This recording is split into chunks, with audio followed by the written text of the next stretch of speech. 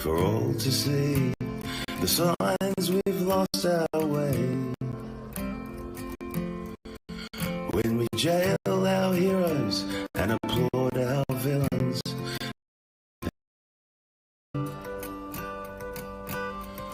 like a silent choir, too scared to sing the anthem of a braver day, of Dr. Bruce Paix.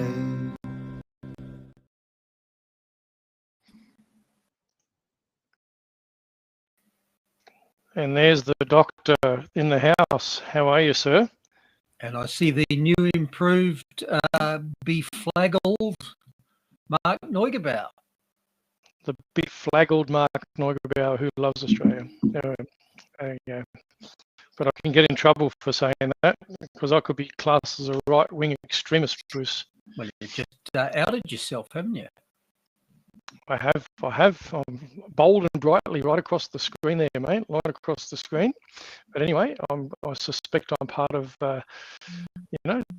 hundreds of thousands of others that hopefully on Sunday, the 31st of August, join me, especially in Adelaide. I did a little bit of a podcast about that and expressed the reasons why I'm going, and hopefully, many others will join me side by side.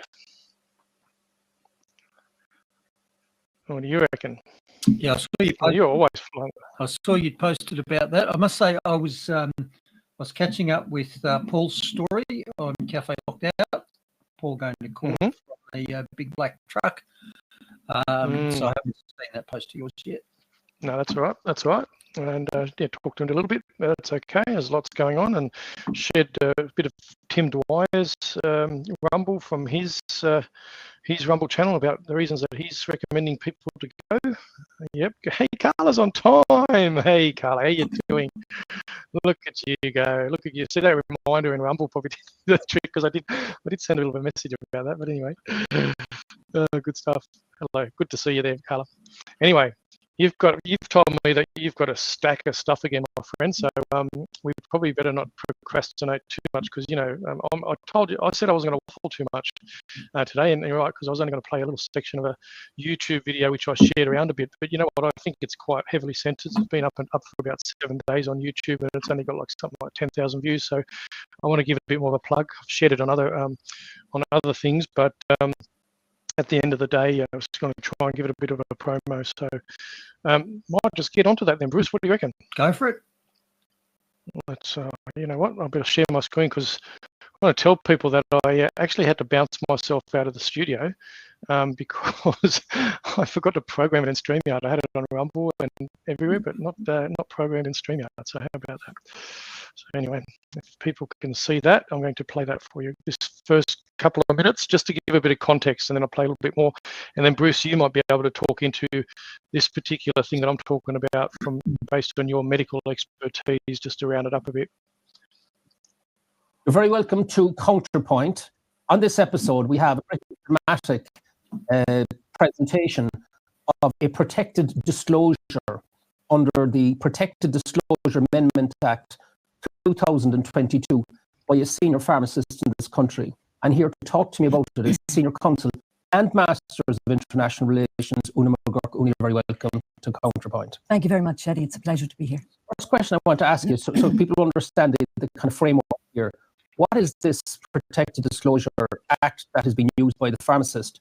And can you explain the difference between the Health Product Regulatory Authority, HPRA, and the Pharmaceutical Society of Ireland? Indeed. But first of all, the Protected Disclosures Act is really known as the whistleblowers legislation. Okay. Because somebody who is a whistleblower will make what's known as a protected disclosure. They can do that to any one of three bodies. They can do it to a minister, they can do it to the ombudsman for the protected disclosures, or they can do it to prescribed bodies under the Act. So in this particular case, this pharmacist that you have referred to has made a disclosure to the minister. In this case, it's the Minister for Health under Section 8 of the Act. That's Jennifer Karen McNeil currently. Correct. Yes. Okay. But what this disclosure is, me being here today, is a disclosure under Section 10 of the Act which is a disclosure other than one under 7 or 8, and it can be made in certain circumstances where, for example, the person who's making the protected disclosure, which is the pharmacist you referred to, has previously made a disclosure of essentially the same material and nothing has happened. So in this particular case, the pharmacist in question has been making disclosures to 2 bodies in particular effectively over the last 4 years, and nothing has happened. I was just given an overview. This is nearly an hour-long video. So, and I just wanted to get a bit of feedback. It looks like Jason's saying the audio is terrible there. Now, I'm just wondering if anybody else. This is Facebook. So, if anybody else is on X or Rumble, if you can put some messages in the text to let us know. It's also pretty ordinary, but just let us know, see if it's across the board, and we'll see how it goes. But anyway, I'm going to show a little bit more of that 50 minutes, just to see a bit of context. I just wanted to give an intro about the context of this whistleblower case, but I'll play a little bit more. This is a slide, and by the way, this is a slide which is contained in this protected disclosures document. And that's why I'm using it. And so the viewer can see that the dark, thick lines represent the death that took place. And as you can see, you know, fourth in from the bottom, April 2020, there is obviously a very massive spike. And then coincidentally, the thinner line, which in reality follows it, it's red in reality. You can see exactly. There's a huge spike then of that thinner line. That thinner line represents the administration of midazolam. So here we have. So there you go. I wanted to share that, and I hope that it's not breaking up too much. I've taken off my background screen as well in case that's affecting it. But it's really weird that it's that we're getting some interference there. So hopefully it will improve. But I did want to show that and just talk into that with a post from WikiLeaks quite a while ago in regards to the same topic. And yet I was made to feel that I was part of the problem too, even though I was the first to expose the midazolam spike in the UK GP prescribers database. It's as if there was no plea. And you can see around the same period of time in the UK, the spike there as in Ireland as what they were just talking about there. And I shared when I posted about this, about experts criticise Australia's aged care failings over COVID-19. Just going to read this out. But as time went on, a major weakness emerged. Residential aged care homes. There have been just over 2,000 cases of COVID-19 in residential aged care homes in Australia. Of the 904 deaths from COVID-19 in the country at the time of writing, 682 have been in aged care homes, mostly in the state of Victoria. I think it was about 500 just in Victoria. That's 75% of the country's deaths have occurred in such facilities, gives Australia one of the highest rates worldwide of deaths in residential aged care as a percentage of total deaths. It has left families grieving and experts angry that their pleas to reform the sector had been long ignored. And so I assert, Bruce, that this is the sort of stuff that the Royal Commission would have found out and would have talked into. And unfortunately, our Royal Commission isn't going to talk into that, but I suspect there was a lot of that happening there as well. All right. Maybe I'll just I'll jump in for a sec so we can assess sound quality from my end. And do you remember a week or two back we had trouble with this and you turn your VPN off? Have you got a VPN running? Yeah, no, I had it on another country, but it's in Australia. But I'll check it anyway. But if I turn it off, it'll block me. It'll cut me off. So that's okay. Yeah. Okay. So mine's off. So if there's any issues, let's say it's your end. So. Okay, the midazolam story. So there's a big picture and a small picture here. So the big picture was that a pharmacist, and pharmacists work both in chemists' shops and hospitals, are responsible for filling prescriptions, and that includes in the ward. So if you get drugs into the ward or into the operating theatre, then the pharmacist will track those. So pharmacists are good people to know how much of a drug is being used. And in this case, we had a pharmacist ringing the alarm bell and saying there's a lot of midazolam being used and reporting that under a protected disclosure scheme to government. Now, the problem that pharmacist is experiencing is the problem I experienced when I contacted my own local member, Josh Teague in Adelaide Hills. You don't get any protection as a whistleblower when the person you are reporting to is the one who's committing the crime.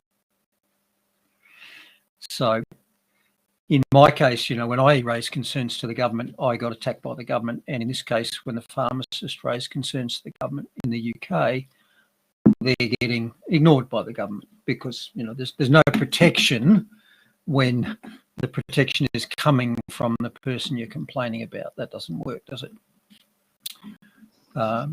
So there we go. Now, just with the sound issues, if this gets really bad, are you going to upload this later on as a complete podcast? Yeah, it'll be uploaded. I mean, we're hearing each other well. The recording's going to be up there, so we're just going to we'll just upload it separately if I have to on all channels. If we need to, it gets too bad and people need to jump off or whatever. Okay, so let's press on. So I've said the first part of the midazolam story is that, if whistleblower protections don't work when the criminal is the one who's, controlling that process. Now, second thing, what was the midazolam story? So midazolam is a benzodiazepine, so it's like Valium. And it was very commonly used in my old area of medicine, which was anaesthesia and intensive care, because it's a respiratory depressant. And when I anaesthetise you, I don't want you breathing. I want to be doing it. I don't want you fighting with me on the ventilator. So I don't see any problem with COVID patients on vents who are given midazolam as part of their sedation regime, because that's normal. You would do that. Where there could be a problem is if that wasn't part of a ventilator sedation regime. So that story you showed seemed to be saying that these were GP prescriptions. Now, I don't think general practitioners can or ever should be prescribing midazolam because it's in untrained hands. It's extremely a dangerous drug because of what it does. It stops you breathing. So if it was being used to sedate people outside of the anaesthesia or intensive care environment, that's very dangerous and that's a huge red flag. If it was being used as part of a sedation regime in an intensive care unit, that's standard practice. And that's leaving aside the question as to whether ventilating these people at all was a good idea. Leave that argument aside. But if you are going to ventilate them, then using midazolam and other opiates to do it would be standard practice. So I don't see an issue there. All right. That was a bit of feedback, and it looks like I just jumped on the Rumble, and it looks like the feed's improved. So whoever was messing around with it just thought, what's the point if they're going to upload the full video anyway? But anyway, hello, government. So Might have been the UK. Do you think it was the UK government? Could have been. Yeah, well, as I said, maybe it's because I mentioned that that YouTube video had only 10,000 views in the last 7 days. I probably jumped on it straight away anyway. But anyway, if you want to check it out, and I'm just going to quickly, so I'm just not going to say anything, but I'm just going to show, I'm going to bring this up again, and people can go and suss it out themselves. So this is it here. Minimize that, so you can go to this lady Una McGurk, the account, and you can have a look there for an account of a recent and very relevant whistleblower exposure in Ireland. So if people want to check it out, but I suspect there's still a lot of censoring going on certain content. Yeah, but that's it. But also, Bruce, it might have something to do with me programming the show into StreamYard about 3 minutes before we were set to start. Yeah, so who knows? But anyway, we'll just run with it. Let's just move along. And as Jason said there, I compared midazolam to Valium. The difference is that midazolam is generally injected. So it's the difference between you taking a codeine tablet, Valium, a tablet, and you injecting morphine into your arm. So Midazolam is injected. That's why it's not a general practice level prescription. It's way too potent for that. Yeah. Yep. Now, Leona said this, and I was told during the week that this was true, that the Allen government here in Victoria has either or is about to basically introduce the same protected speech crimes that they have in the UK. So for many of the things we discuss, like culturally incompatible immigration, question marks about certain state-approved medical procedures, yes, it may well be that those things have been criminalised here. So it may well be that I'm going back to jail again. Well, you and me both. Maybe we'll share one next to each other or something. I don't know. How about that? Yes. Well, I'll just keep speaking it, mate, and whatever happens, happens. This is the whole thing, is they want to scare people into self-censoring and stuff, don't they? That's the whole point. Yep. And as you and I have discussed, we're not here to make our lives better. We're here to make our children's lives better. So we'll make sacrifices ourselves. Yep, that sounds about right too. Absolutely. That's the whole point, isn't it? That's the whole point. And talking, obviously talking about laws is, in South Australia, we had a fair bit going on about the Emergency Management Act as well, being updated to give the South Australian government more power to enact their tyranny over the South Australian population. But we've sort of spoken into that in a couple of podcasts, and so have others. Tim Dwyer has as well. Yes, so it's happening all around the country. And I'm going to mention the South Australian update to the Emergency Management Act, and just implore the government to only use it for an actual genuine declared emergency, of which there are already running examples. Climate emergency in South Australia. Permanent emergency, right? Yeah, Roger. Yep, absolutely. Yes. Yep, so much to be. There's actually a lot to walk out on the streets about on the 3st, not just migration, Bruce. There's actually a whole heap of stuff, isn't there? Yep. But anyway, we'll just keep plodding along, mate. We'll just keep plodding along. I'll just wait for my visit from the police sergeant sent by my MP, I think. Yeah, well, why not, mate? Why not? Mr. Teague is the man, eh? The Mr. Teague is the man.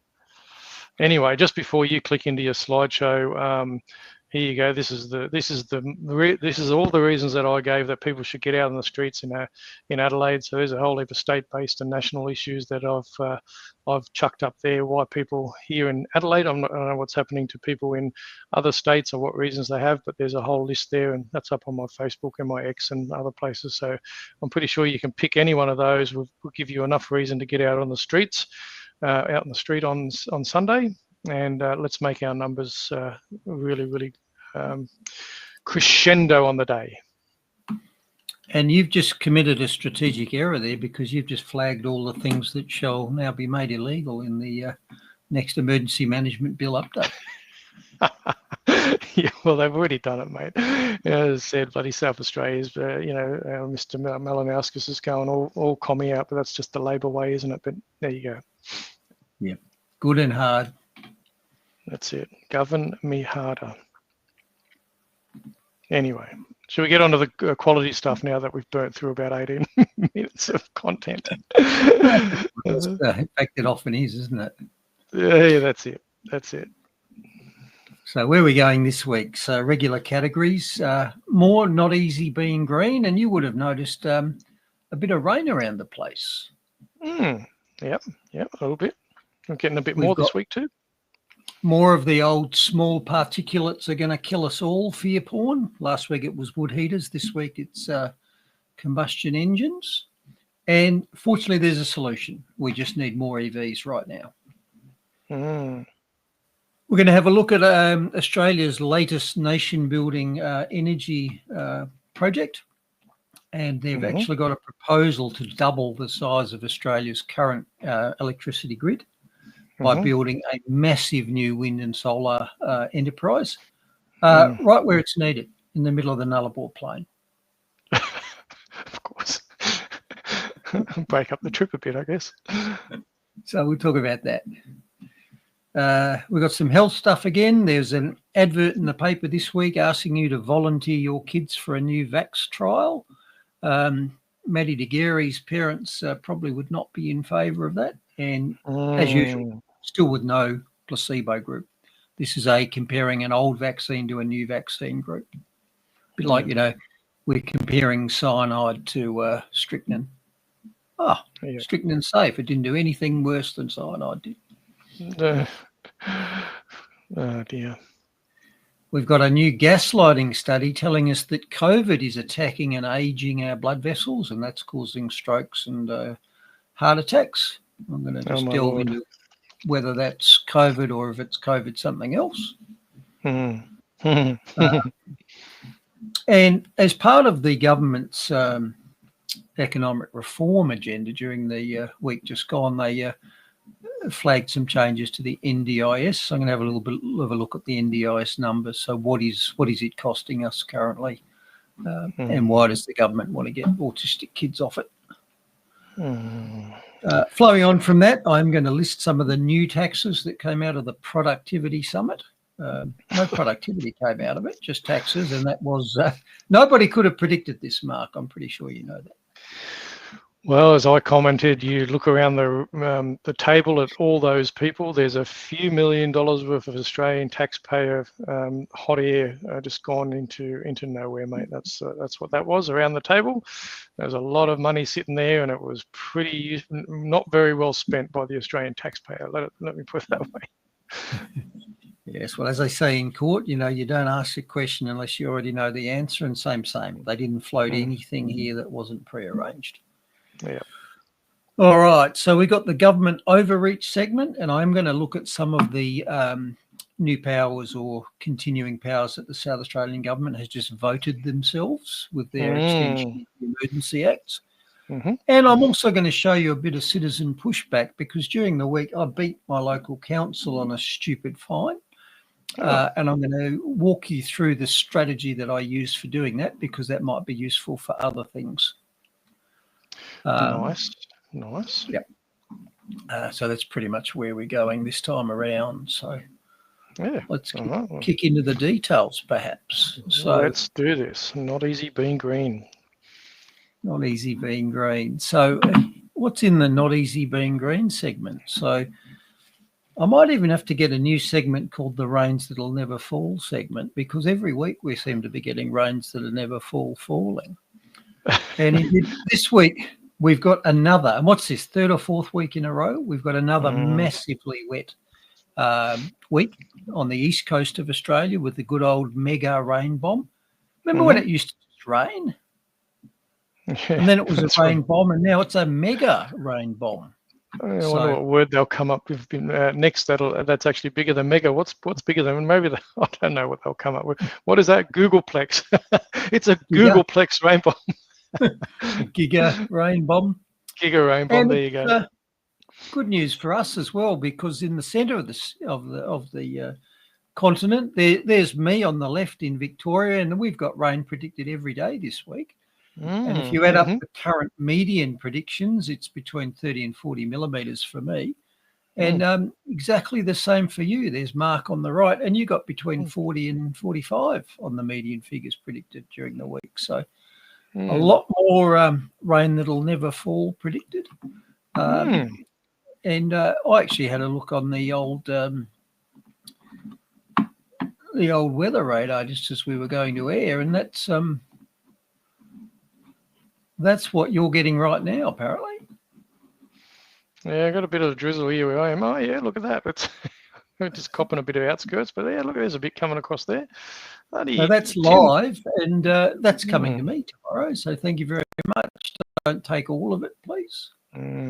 Well, they drained our local reservoir, so we do need it. So we need it to fill back up again. But how would Tim Flanagan be feeling these days? Like Tim, every time the rain starts and the dams fill up, wouldn't he just be like slinking into his cellar and going, "I don't want to see anybody"? Is he? Like, I don't know. Is he still around? Well, money can't buy you happiness, or money can't buy you accuracy, but it can sure buy you happiness in his case. Yes, you're right, Leona. You're right. He did make so many dumb statements. True that. A bit like Well, Al Gore. As we used to say in the military, depends what victory looks like. That's right. He's probably rubbing his hands together because he's made Australia poorer through investment in all this ridiculous global warming hysteria and renewables push. Right.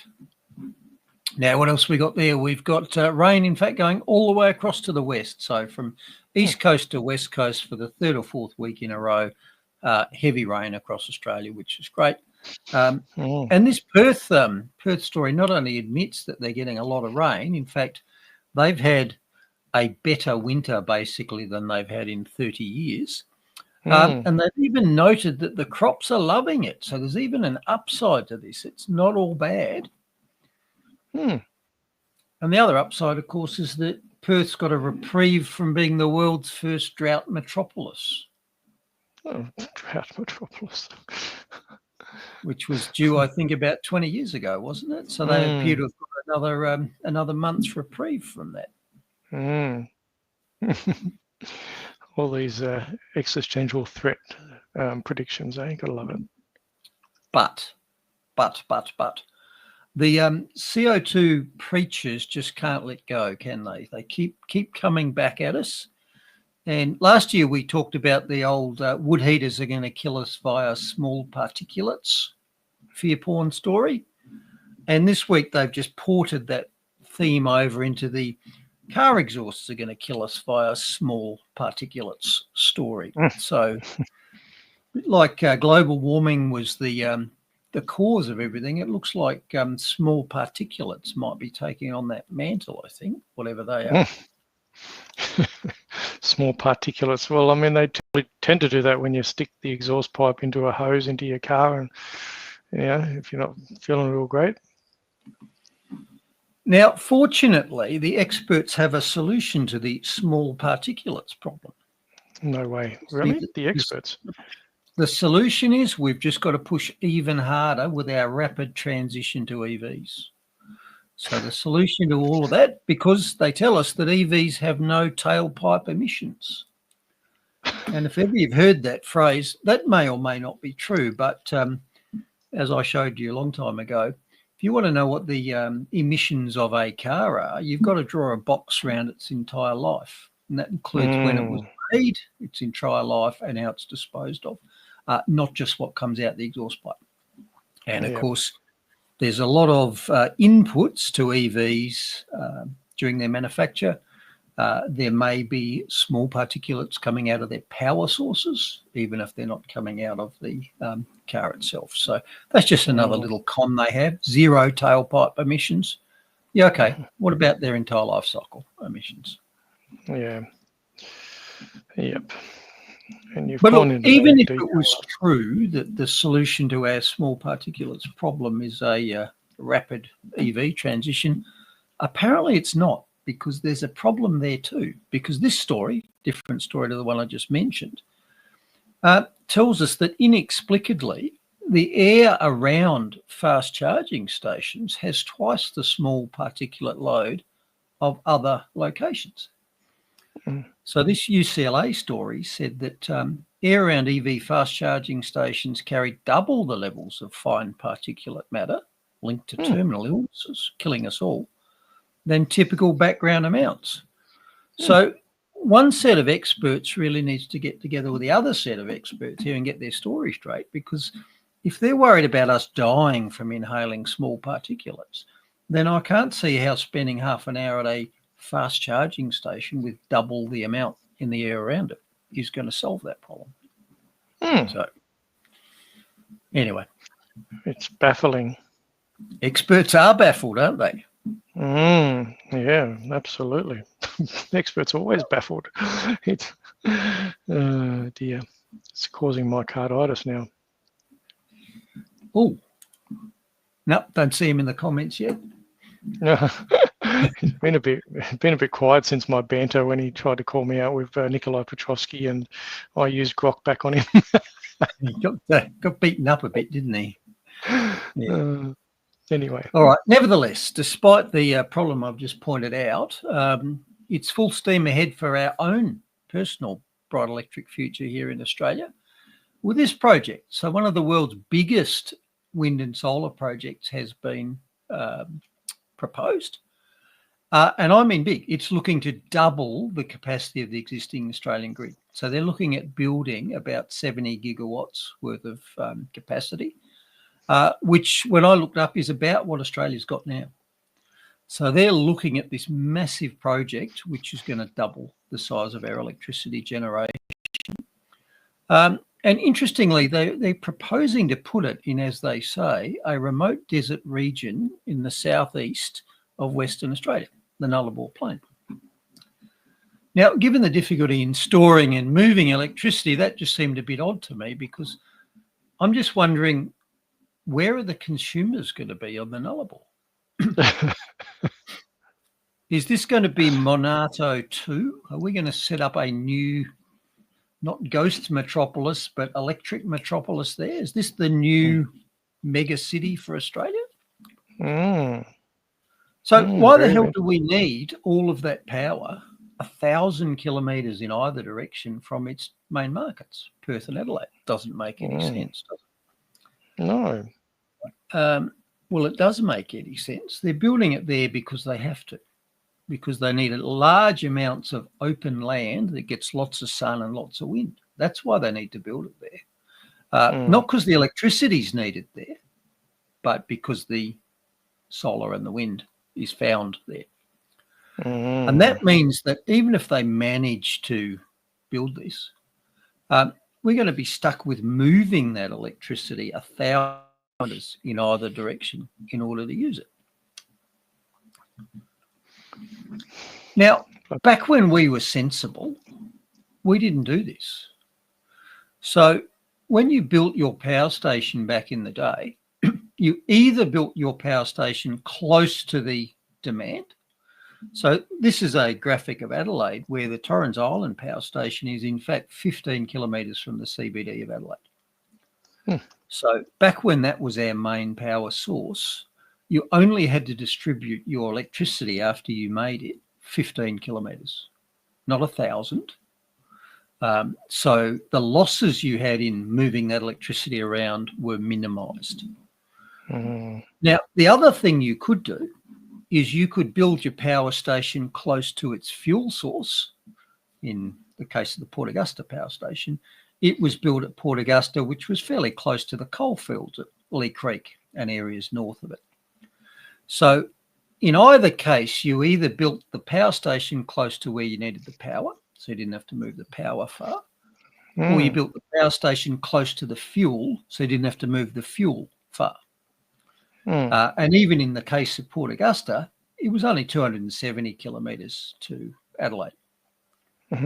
Now, in the case of the Nullarbor project, you've got to move it 1,000 kilometres, so 4 times as far in either direction. And that's not how we've done things in the past. Okay.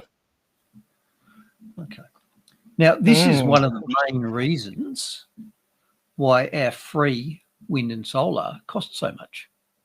Because you don't get it when or where you want it. You've got to move it. And so you have to build a massive new transmission infrastructure. There is no South Australia, Western Australia interconnector for a start. There isn't a transmission line that goes from Nullarbor in either direction. So we're going to build 1,000 kilometres of extremely high capacity transmission lines. Remember, we're looking to replicate the amount of capacity of the entire Australian grid. Can you imagine the size of the cables to do that in either direction there? Massive. And of course, building the project itself in such a remote location, you've got to pay more to get materials there, you've got to pay more to get workers there, you've got to pay more to maintain it there, because people won't go there to work unless you pay them more. You try building a house there, see how much more it costs you to get your trusses delivered 1,000 kilometres than it does to get them delivered 15 kilometres. So that's one criticism I have about the this new proposal. It'll probably be paid for with OPM, of course, so my criticisms don't matter. Well, just while you were talking, I did a bit of a Google search, and just to have a look. I want to have a little bit more of a deep dive into it. But it's come up here. The proposed massive wind farm for Western Green Energy Hub is a collaboration between Intercontinental Energy, a Singapore-based company, CWP Global, and Merning Green Energy Limited. And I'm going to look into this a bit further now you've brought it up. So a Singapore-based company with a significant stake in the project, CWP Global, a renewable energy company and partner in the development, and Merning Green Energy Limited is the commercial entity representing the Merning Traditional Lands Aboriginal Corporation, the traditional custodians of the land. So, so that's just a bit of initial looking at there. But yeah, very interesting. And just on that, Bruce, I just I've brought this up before in regards to Aboriginal land claims and all that sort of stuff, and this whole thing about treaty, and there's no acknowledgement of the constitutional or belonging to obviously the Federated Australia. Now, if all this land's given away and they end up doing treaties with other companies, that means that they could technically deal with any nation in the world, even North Korea or anybody else, because Australians are no longer the custodians of that land. So if they wanted to go into any sort of commercial agreement with anybody, Bruce, what's stopping them doing that? China or North Korea or whoever it might be. Yep, just buy off the local tribe, and they're a sovereign nation. Well, that's what it's created, because of our government's acknowledging doing treaty with the Indigenous land councils, and so there's nothing stopping these land councils now to use that Australian land to have negotiations with any country in the world, even hostile ones to a federated Australia. So very interesting to think about. Anyway, I'll leave that with other people to consider. And Gail's raised a great point there. Is, you know what this could be useful for? It's an AI data center. I hadn't thought of that. Great thought. Yep, you could build alongside of it massive AI data center. That's a very good thought. Yeah, well, I don't think they're going to use it for Bitcoin in any hurry anytime soon, are they, Bruce? They're averse to Bitcoin, so it's got to be about AI and surveillance and all that maybe. But Gail might be on the right track there. Who knows? Yeah, great point. Well done, Gail. All right, flowing on from that, I rather think we are going to need the Nullarbor wind farm, because another large offshore renewables project off New South Wales looks like it's hit a snag as well, because they were planning to put this offshore wind farm off the Hunter, and apparently that's fallen through. And so here's what happened. The federal government offered what they called a feasibility license to one of the major investors.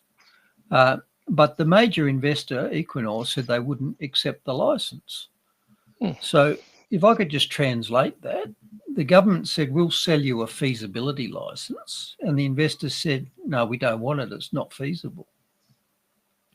That's my read there. So that project's going to fall over because it won't work. And none of them work. They only work when they're supported by resource and energy transfers in rather than out. Well, clearly the Singaporean-based company has found a good deal by the Australian taxpayers to be able to support them for the Nullarbor project. Let's watch with interest this space. Yeah, nothing like forced adaptation of something, hey? Like, instead of willing adaptation, something so good you have to pay people to adopt it. Yeah, you have to force them to take it. Oh, sorry, that was a different government scheme, wasn't it? Yeah, well, there's a bit of a pattern there, isn't there, brother? Business model. Now, the story about this sort of questionable project in the Hunter had Chris Bowen talking about it, and he rolled out one of the old canards of government. And he said that one of the benefits of the project was that more than 3,000 jobs would be created during its construction. And I've said to people in the past that rather counterintuitively, jobs created in a project are not a benefit of the project, they're a cost of the project. So, for example, for people who don't quite get their heads around that, Let me set you a simple example. Let's say I wanted to get my house painted and I get 2 quotes. So these 2 guys quote me $8,000 to paint the house, and they say it'll take these 2 guys will do it in a week for $8,000. Now the other quote said that 3,000 guys would take 10 years to do it, and it would cost me $100 million. Okay, exactly the same job, but the costs were going to differ by that much. And remember, I'm the customer. I'm paying. Am I going to get the 2 guys and fork out $8,000? Or am I going to get 3,000 guys and fork out $100 million? Remember, it's my money. And the deliverable on this project is a painted house, not a huge number of jobs. So don't conflate the old "it will create jobs" argument. Jobs cost money. They're supposed to produce something. Okay, so what happens to the other 2,998 guys who didn't get the job painting my house? Guess what? They're free to go and do something else productive, and we get more productivity in the economy rather than tying them all up in the Chinese system, building a dam with teaspoons to keep them all employed. Yeah, that's build exactly. excavators, let the other guys go and build other things. Yeah. Okay. So not intuitive, but it is not a good thing when a project creates lots of jobs. It's much better if it doesn't create many jobs. Doesn't mean those people got nothing to do. It means they can go and do something else. And I don't have to. Okay. Yeah. All righties. It's very interesting, hey? Very, very interesting. All right. The health segment. What's in the health segment this week? Well, we've got another turtles all the way down story. So we've got this new Australian study being mooted, and they want to assess the safety and effectiveness of a trademark of a new 21 strain pneumococcal vaccine. And they're recruiting volunteers by their parents, by the way, because this is to be given to babies. And what they want to do is they want to compare the new 21 strain vax to the old 13 strain vax. So the reason I'm saying this is turtles all the way down is because this is a reference to the book Turtles All the Way Down, which was a recent vax. And it references the fact that there is no placebo group here. So how do we judge whether the new vax is safe? Well, we're going to compare it to the old vax. How do we know the old vax is safe? Well, we compared that to the vax before it. How do we know that one's safe? We all the way back to, in fact, at the start, at some point they said what we're doing is safe. And then every new vax was compared to what we're doing. No proof that it was safe, just, well, that's what we're doing. And if the new one's no different, then it's safe.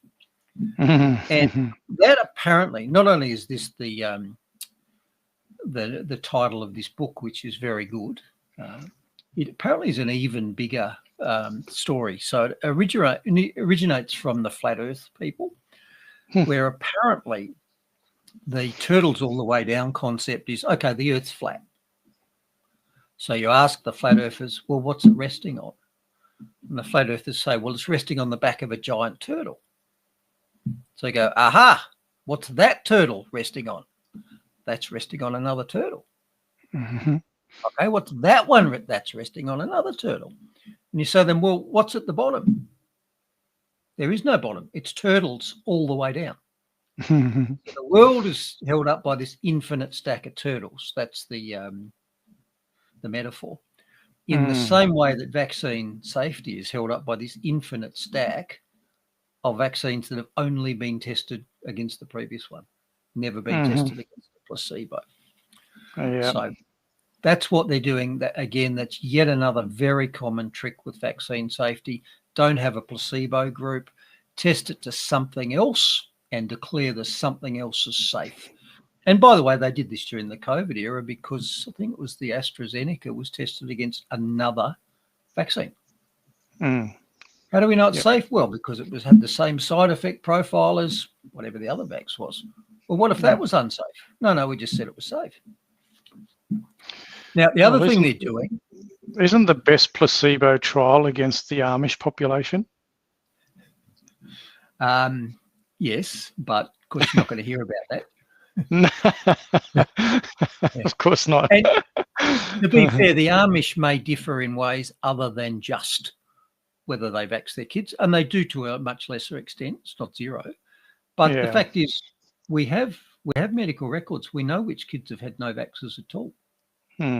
We can do this if we want to. And in fact, you can be sure that it has been done, and the results are such that they're never going to publish it. Yeah, lo and behold. Now, in part there too, as part of this study, the kid's not only going to get the 21 shot vax instead of the 13 strain vax, but the kid's also going to get the entire other suite of vaccines that are already in the national program. So again, that's likely any side effects that might be caused by this new vax. If they're not swamped by the old vax, they'll certainly be swamped by all the other vaxes they're getting given as well.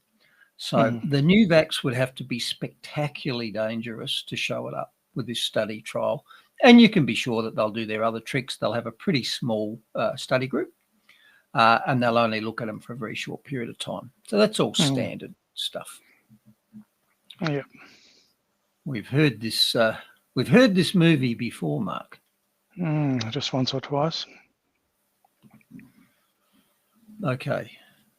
More medical gaslighting this week with this article in your paper, the Adelaide Advertiser, telling us that COVID infection is now causing heart attacks and strokes due to vascular aging. In other words, vessel damage. COVID is. COVID is. Okay. Wow. Now, to help people assess whether they think that story is true or whether it's gaslighting, and I'll define gaslighting in a bit later, but it's lying to you scientifically.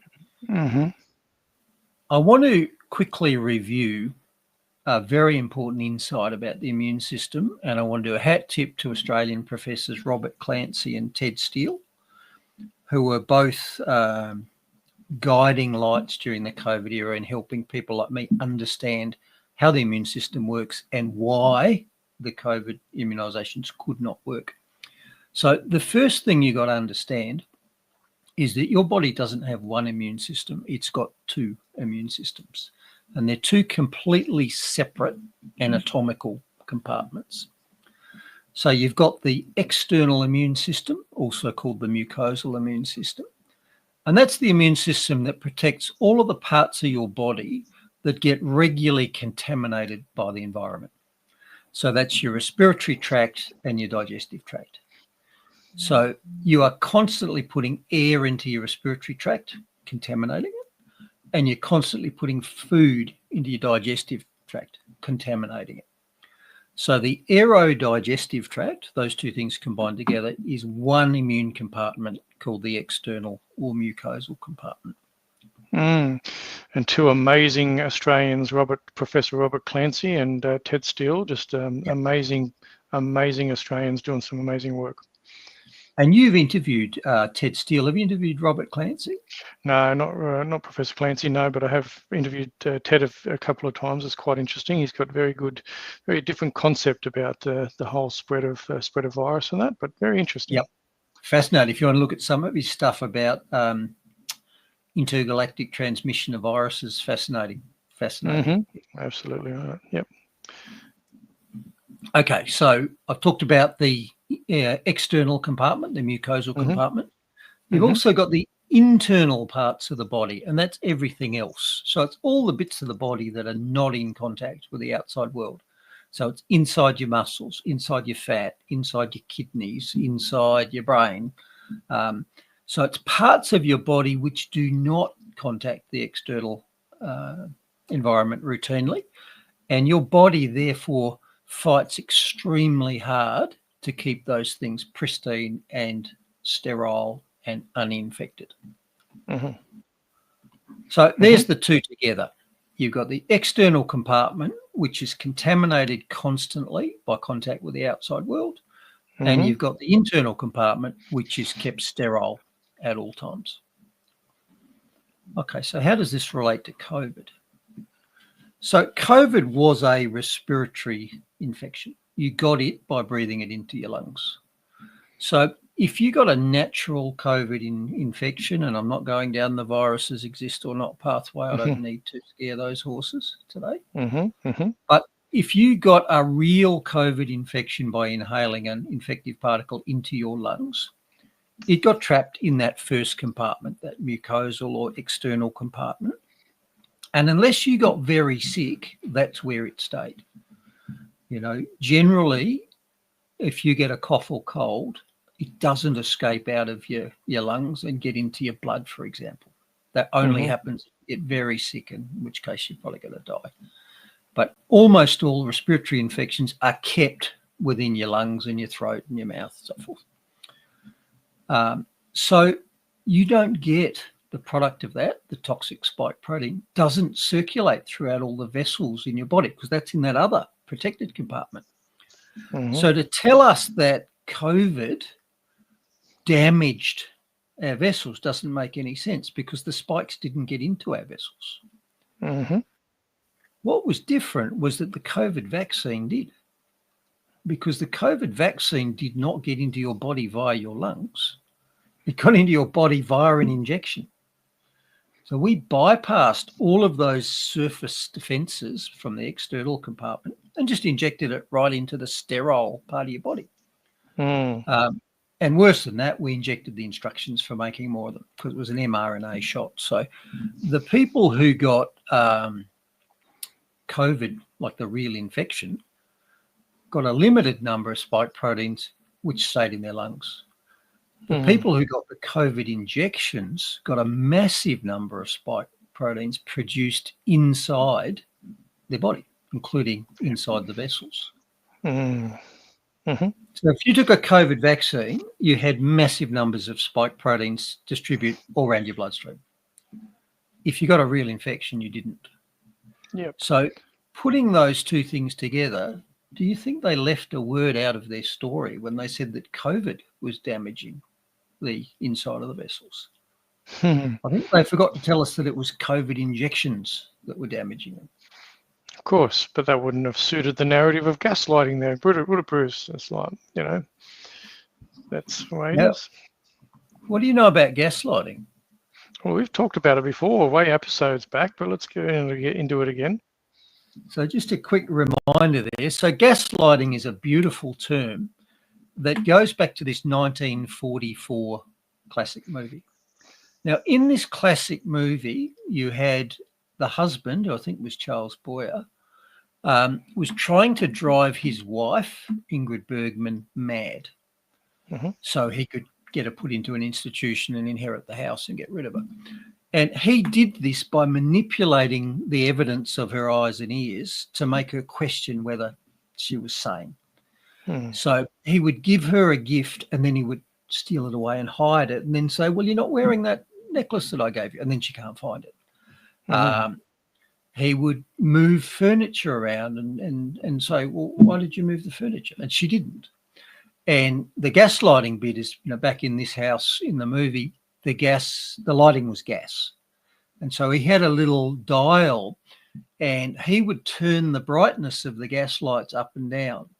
So he'd be trying to read his newspaper and he'd say to his wife, gee, it's a bit dim in here. Can you turn the lights up? And she'd go and do that.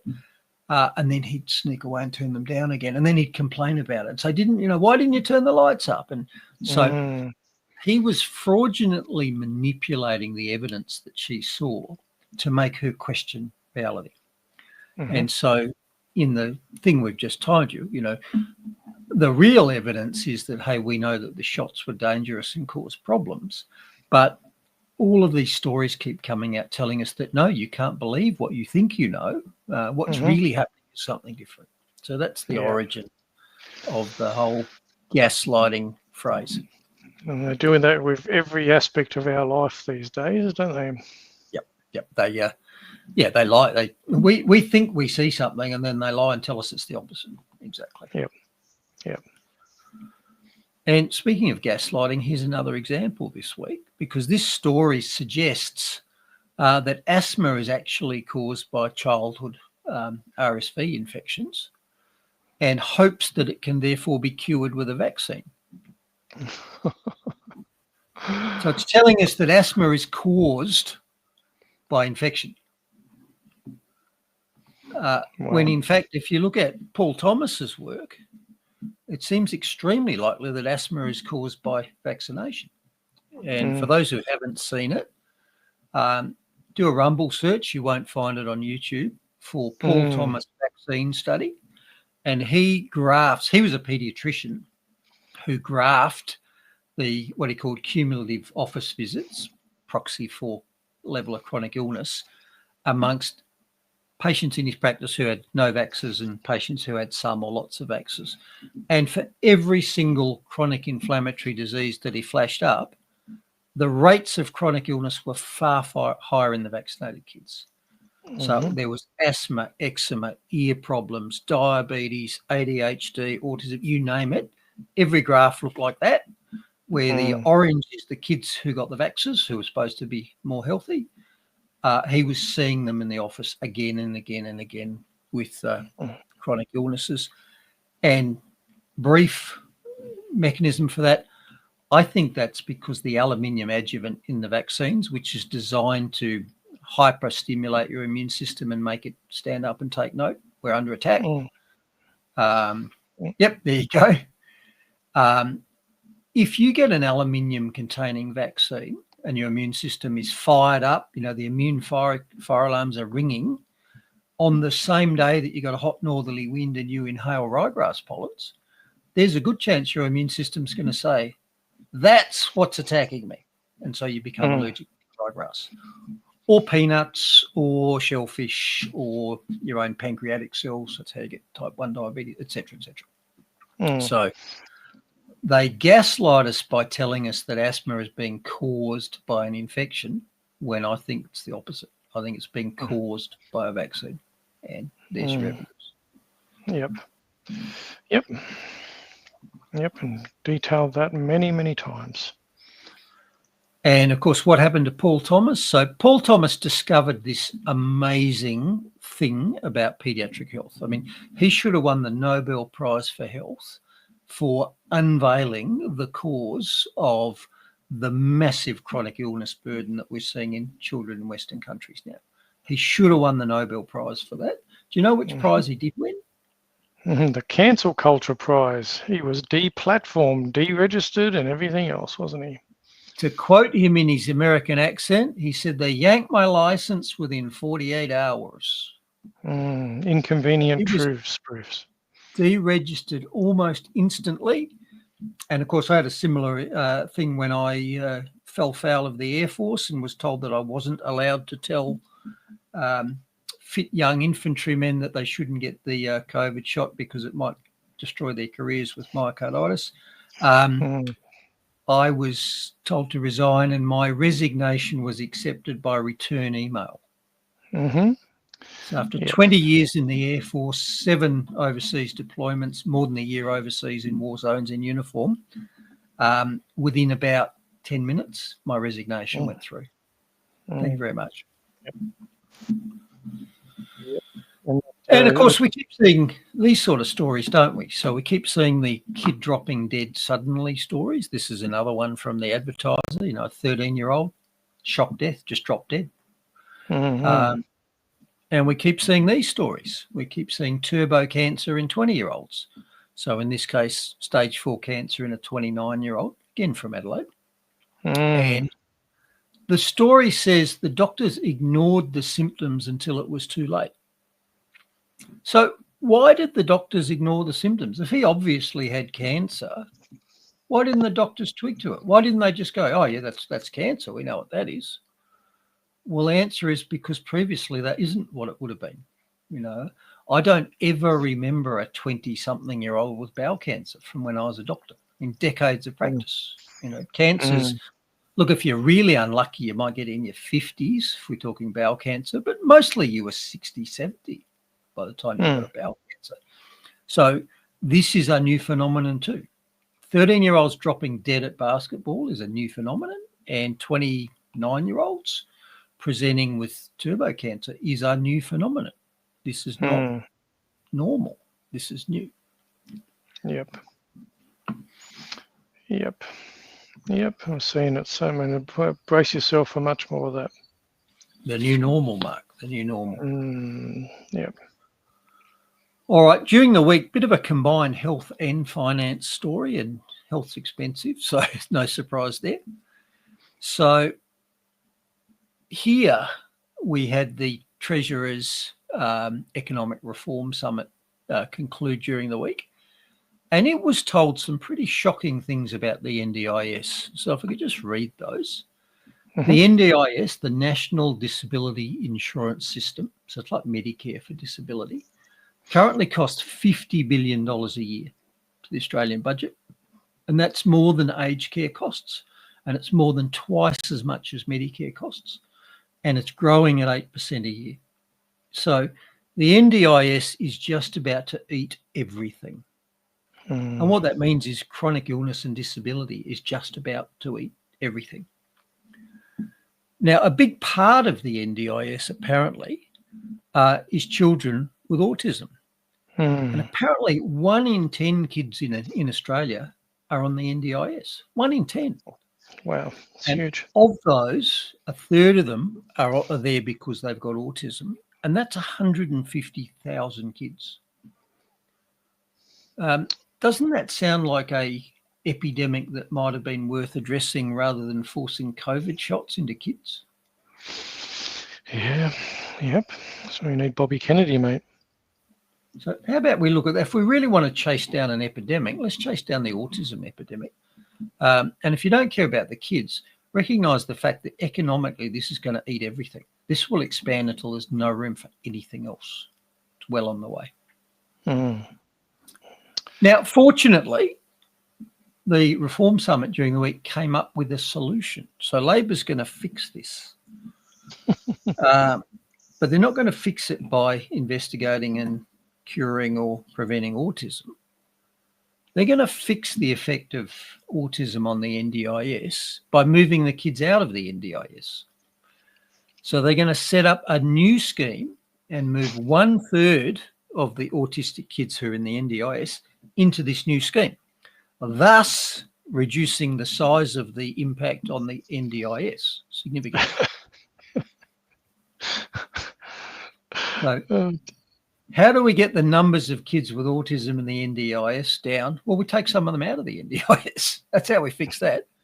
So then the NDIS doesn't cost that much, but wait for it. A new scheme. New thing's going to process. Oh dear. Yeah, you're still getting paid by other people's money, but it's just labelled as something different. Yep. And notice I've also ringed the word reform there. So based on my previous Bruce's iron law that reforms are always increases. So yeah, this is going to cost more money. Yep.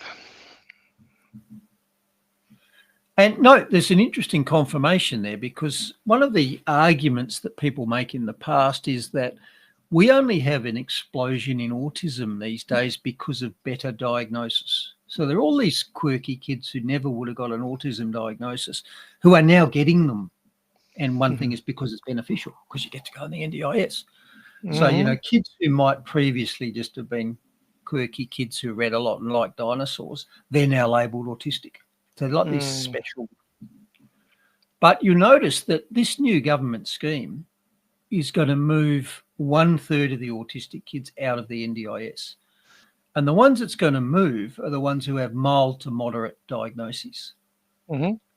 So that straight away tells you that what's left is serious or severe. And that's more than half of them. So it's not that the NDIS is absolutely flooded with kids who really don't have anything wrong with it.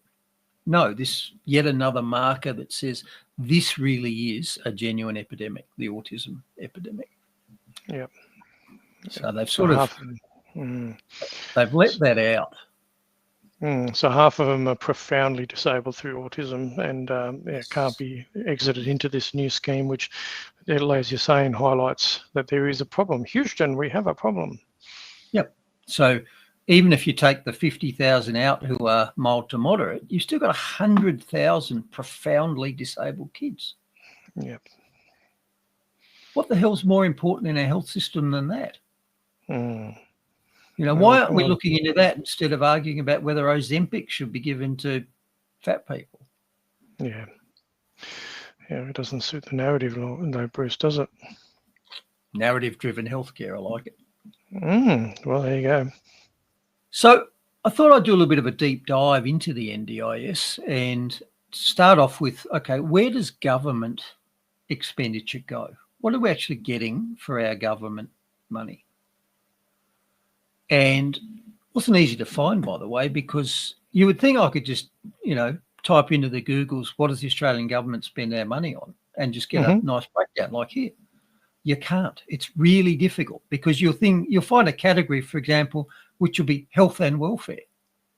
Well, that's almost all of it. So I had to individually type in, what does the government spend on the NDIS? What does it spend on aged care? What does it spend on Medicare? You know, each individual component to get the individual numbers. There's no easy breakdown. Not in the government stats, not in the Groks or the Googles. So here's what I gleaned by doing that. Of the 786 billion of our money that the government spends, 23% of that goes on healthcare. And as you see, 6% is the NDIS, more than aged care, double Medicare, double the PBS, etc. Wow. And it's bigger than a lot of the other things that you might think we're spending money on. So NDIS at 6%, that's the same as the age pension. 3 times what unemployment benefits cost. And it's on a par with education and defence, both twigged at 7%. And I put education in quotes there because I don't believe the education spending educates. I think it indoctrinates. No, 100%. Yeah. The other's a bit of a worry, isn't it? 19% of other. What the heck? Exactly. Can you imagine what might be hidden in there? Because I don't know. What the hell's in there? Other. Well, I mean, if you think, what is that? Like, let's round it up to 800 billion. What nearly like 20%? What's that? That's bloody 150 billion dollars, right? On other. What the heck? 150 billion, etc. Yeah, I'd like to know what that is. Well, that could be. Is that government expenditure, like politicians and bureaucrats? Is it, or what? Does that come under something else?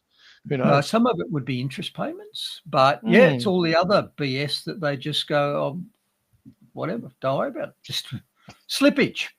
It's other slippage, yeah. Yeah, bloody hell, yeah. $200 billion on health, though, hey? And the great, tragedy here is we're spending a quarter of government expenditure, so, not far off $200 billion is going into health, and it's not buying health. It's buying illness.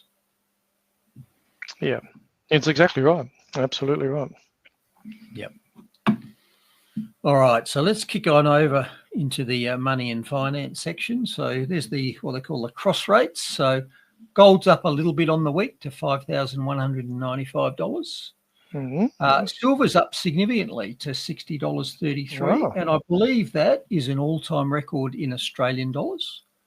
That's about 10, wasn't it 50 or just like, it's up a fair bit. Wow, that's a big chunk. It's been on a real tear this week, and I can remember buying silver in the $20 range. So yeah, silver's doing a rocket, and you expect that because gold moves first and silver moves second and more extravagantly because silver is a smaller market and it's got monetary and industrial uses. So they have said that silver is gold on steroids. So I would expect silver to outperform gold for the next while. And finally, a little bit of a retracement on Bitcoin, down 3.5%, which if you understand Bitcoin shouldn't concern you because Bitcoin's a very volatile asset. It can go up or down 5 or 10% in a day. The point is it just tends to go up over time. The average is up over time. Yeah, all right, so kicking on, you might remember last week we did a bit of a preview of the Economic Reform Roundtable. This was the how to make the country more productive, more resilient, and to strengthen the budget. And I analysed those and said, look, the only thing that can possibly come out of this is tax increases. Tax upon tax upon tax. Guess what? Guess what came out of the Economic Reform Roundtable? So there was even more message traffic about rating your super. So as you know, they're threatening to have a unrealised capital gains tax on balances over 3 million. But they're looking beyond that. And we know, we've predicted this for a year or more. Superannuation is this pot of money that governments cannot resist. Governments are tax and spend addicts, and they will not be able to keep their hands off your super. So this story was telling us that the concessions on taxation of super might have to be examined. And if you remember, and I do, when I was a junior doctor, the compulsory superannuation came in. I'm guessing that was late 80s, early 90s. And the deal then was, instead of you getting a pay rise, this is for every worker, you're going to forego that pay rise, but we're going to set up this superannuation for every worker, and that pay rise is going to go into your own, retirement fund. That was the deal. You don't get a pay rise, instead you get super. And to compensate you for locking up your money for decades, till you need it now, like where I am, they were going to concessionally tax it. It wasn't that there'd be no tax on it, but they would tax it less than if you'd been paid it as income. And so they should, because they are literally locking your money away so you can't touch it. Your money. Mark Neugebauer might go, look, I don't really want to think about my future right now. I'm struggling with a second mortgage. I want to pay that off. That is an investment. No, not allowed to do that. You have to save for your future, but we'll compensate you by giving you a tax concession. Well, now they're telling us that, these concessions have to be looked at. So, sorry, superannuants, you got conned. You got told that in return for you losing access to your money for decades, you'd get a concessional tax arrangement. Well, guess what? Now you're not going to get it. You're just going to get taxed on it anyway. Sorry, you got conned. They lied to you. They're reneging on it. And governments do this all the time, because they also announced the new EV tax, which is a road user charge. So again, when they rolled out electric vehicle subsidies and incentives, one of the things they said is, well, you won't have to pay fuel excise. And if you currently put petrol or diesel in your car, you're paying 51 cents a litre as a tax, as a road user charge, basically. And as part of the incentive for you to buy an electric vehicle, well, obviously, you don't have to pay the diesel tax. You don't have to pay the petrol tax. Except now you do, because what they're going to do is they're going to start charging you for the distance you travel in your EV. So once again, you got conned. You got told that if you went this way, there'd be a tax benefit, and now they're taking it away. Yeah, as always. Anyone who's got solar on their roof, they know the same thing. Put solar on your roof, they give you these enormous feed-in tariffs. We'll pay you enormous amounts for the solar that you feed from your roof into the grid. Now, leave aside the fact that that's a terrible thing, because rooftop solar is totally uncontrolled. You can't run a grid on intermittent stuff that comes off your roof. Leaving that aside, what happens now? They've cut those feed-in tariffs markedly. So you thought that was a good investment. You were induced to put solar on your roof because you're going to get various returns, and then suddenly, no, sorry, the feed-in tariff's got virtually nothing. Sorry about that. You got conned as well. Yep. Not only are you your taxes paying for the subsidy for you to get the battery and solar and everything in there on your roof, so your taxes are subsidising everybody else getting it, but you're also not going to get as much in return for it, apart from and then you're not even making the savings in energy reduction, because they keep pumping up the energy prices. Yeah. God, I love it, don't they? Tax and spending addicts. Okay, what else came out of the summit? So they're talking about changing the superannuation prudential rules. Now, I don't exactly know what prudential means, but it's something along with, if you're a money manager, there are certain rules you've got to follow to make sure that you properly manage and look after your clients' funds. That's sort of what the word prudential means. Well, they want to change the rules around super to allow those super funds to invest more of your retirement money into things that they can't currently do because it's not prudential, it's not prudent. And it's preventing their that's failure. So to prevent the failure of, whatever they're investing in, it's, a broader financial system by preventing their failure. Prudential regulation is a framework of laws, standards, and supervision designed to ensure the financial safety and stability of financial institutions and the broader financial system by preventing their failure. Well, they now want to change those safety rules for us to allow more of our money to go into things which are not prudent, like investment in housing and green energy. Like investing in Bitcoin, where you weren't allowed to take your money out of state super. Hey, Bruce, a bit like that, screwing you over by a couple of mil. Would have been prudent, wouldn't it? Now, a couple of just quick points about this story. One from the Words Have Meanings That Matter files. Investments are things that you buy now in the intent that they'll pay you more back later. So spending your superannuation on green projects that blow out and fail is not an investment.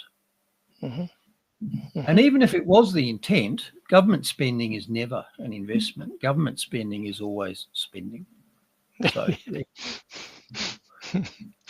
like, duh. Some people just don't get it, though, do they? It's in military terms. If you're marching on Anzac Day and a fraudulent non-serviceman pins some medals on, that's called stolen valor, because you're stealing the reputation of something that's earned it, and you're applying it to yourself. Well, calling government spending investment is stolen valor with words. Calling the COVID shots vaccines was also stolen valor, by the way. It was stealing the veneer of respectability and confidence around an existing institution and fraudulently applying it to something else. Absolutely. All right, so we're just kicking through the new taxes, which I predicted. Well, here's some more of them. So Treasurer Chalmers says he wants to address intergenerational equity. In other words, he wants to tax you when you die. He wants inheritance taxes again. Now, he doesn't want to steal your money, you understand. He just wants intergenerational equity. So it's not theft. If you die, the money that you wanted to leave to your children, he wants to help himself to, just for equity purposes, you understand. Yep. I love that equity. And notice all the other things they're talking about. Tax breaks, superannuation tax breaks, which they promised us in return for locking up our money. Capital gains tax exemptions, well, most capital gains are illusory due to inflation. And I've ringed the word at the bottom, tax reform, which just circles back to Bruce's iron law of tax reform. Tax reforms are always tax increases. Now, that was a bit of a dry, perhaps, march around that. And I thought National Senator Matt Canavan actually put it much better on Twitter. So what I'd like to do here is bring him up and see what we get. So if you don't shut yourself off, leave the studio, like you sometimes do. Just looking for my bring him up tab, and I'm not seeing it, Mark. Oh no, it's not looking good. Maybe because of... Okay, let me just try it slightly different way. If we lose you, you'll be back in no time. What if I... Bear with me, because if I can make it work, it's actually quite good. I'm just wondering, you've got a couple of things queued. Can you drop either of your add to stages? Give me a space. Oh, yeah, sure. Yeah. That's all right. I'll get rid of that. Remove. Okay. That was the problem. You were occupying all the add to stages. So let me add to stage now. How rude. Well, it's a bit greedy of me, wasn't it? It were you. We need to get our revenue up. So let's come up with some new taxes. What do you got? How about we raise income tax? No, leave that. It's already at 45%. They're practically working for free. How about any time they invest their money into an asset, we tax them on half when they sell? Yeah, we already do that. It's called capital gains tax. Come on, we need something original. What about money they make in a business? Company tax, already got that. What about when they pay their employees? Can we sting them there? That's payroll tax, and we've been stinging them since 2007. What if their boss gives them perks like a company car? Yeah, fringe benefits tax, already getting that. Come on, think. What about petrol? They can't drive without it. Yeah, fuel excise tax. Every litre. What about super? Can we tax their retirement savings? That's super tax. We tax that coming in, we tax it coming out. We've got that covered. All right, hear me out. How about we raise GST to 15%? Now we're talking. I'll write that down. We'll circle back to it. 15%. What if they just want to buy a nice car? Can we get some of that? LCT, baby, luxury car tax. Stamp duty? Got it. Council rates? Every bloody quarter. More toll roads? Yeah, we're milking tolls. Alcohol and cigarettes? Why can't we tax it more? Yeah, we're taxing that to the moon. Imports? That's customs tax. Guys, you're not getting me. I want to tax them on everything. Something that won't ever let them get ahead or even enjoy life anymore. What about we reintroduce the death tax? Someone dies, they want to pass something down to their kids. We take a cut. That's absolutely genius. Let's put it on the list and draft it up. Yeah, well done. There's a lot of good little videos like that going around on TikTok that people will get. There's some pretty good stuff going out there. That's well put together. Yeah, isn't that great? And I've said in the past, if you want to win a drink in a pub, challenge someone to name the most expensive thing they buy in their life. And it's not their house, it's their government. Yeah, absolutely. Costing us an arm and a leg, and they want to bleed more out of you every second of the day. They'll put a sleep tax in next, mate. I'm going to talk about a bedroom tax in a little bit. Oh yeah, I've seen that as well. Yeah. Now, that was brilliant. That little snippet from Matt Canavan, Senator Canavan from the Nationals, was great. But they didn't even include the most insidious tax of all, which is inflation. Inflation is caused by governments printing money, and it steals value from the dollars you have.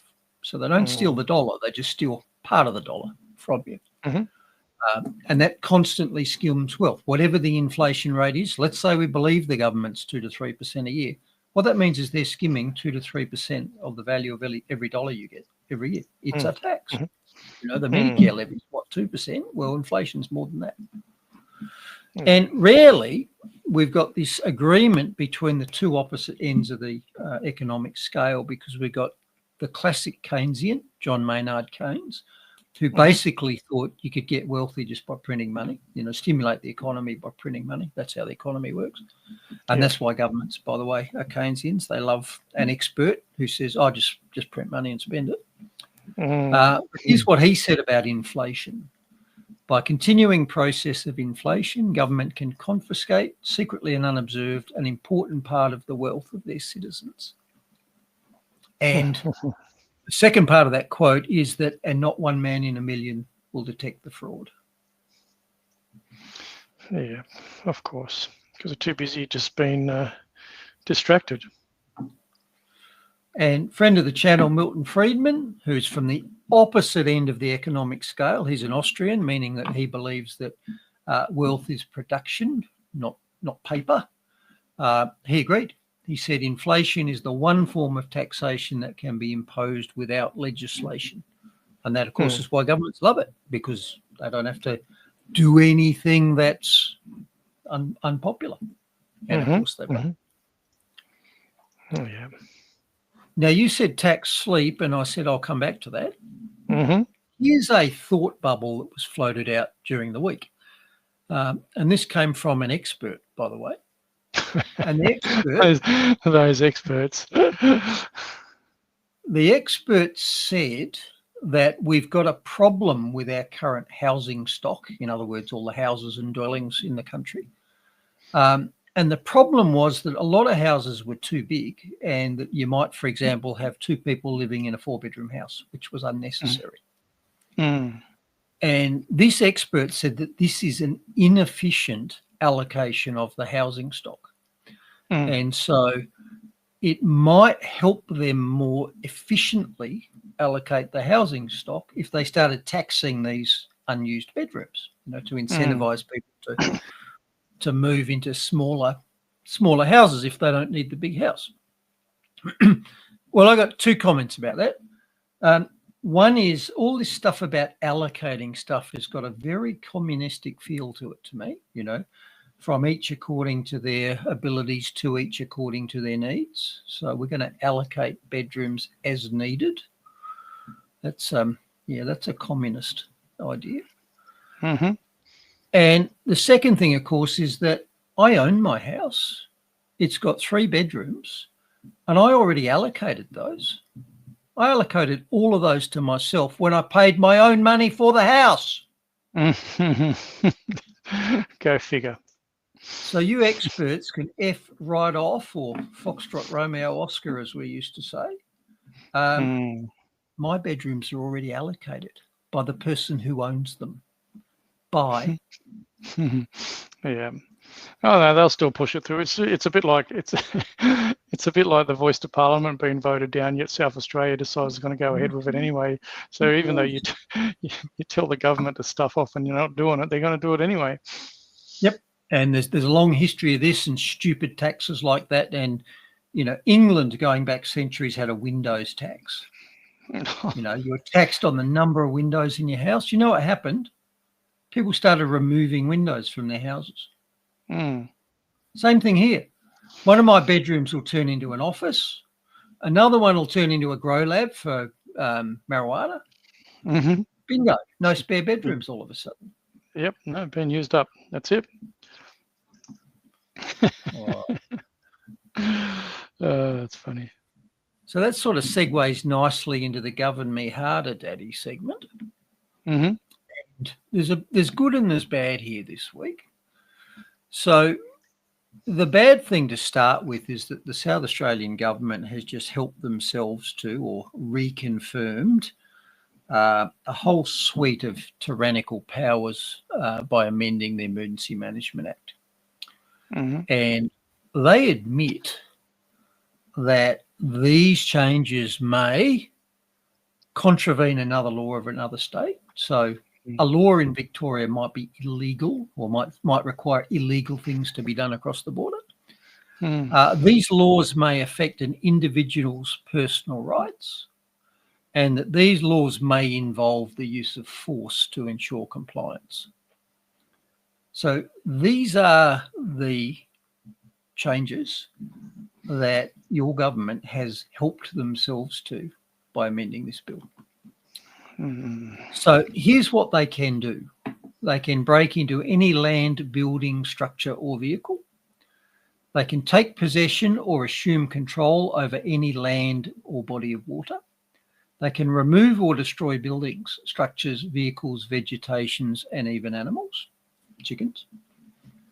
They can order real estate owners to forfeit control of their properties. They can steal your land. They can remove people or animals. Where to? To a 15-minute city or a quarantine camp? Mm-hmm. And they can direct people to submit to a decontamination procedure. What might that be? Dipping you in acid? Might it be Zyklon B in the delousing station? These are the powers that your government has just voted themselves. Yep. Well, more power. Some of those were already in, but it's the terms around it that they've lightened as well. Zumping, I know, I'm going to get zump. And indeed, during the COVID era, they already had these powers because under the 2004 Emergency Management Act, it included this, that at the time it was the police commissioner or their delegate or an authorised officer. And they had the power to direct a person to undergo medical observation, examination or treatment. Mm-hmm. So the police commissioner had that power. Yep. The South Australian Police Commissioner had the power to come around to your house with the boys, knock on the door and say, I'm here to enforce a treatment on you. Mm-hmm. Now, that might have included an injection. Or what else could it have been? Could that treatment have been, well, you got 2 nice kidneys there and the state needs one of them. Just pop yourself up on the table and we'll whip that out. Mm-hmm. That you could use this law to do that.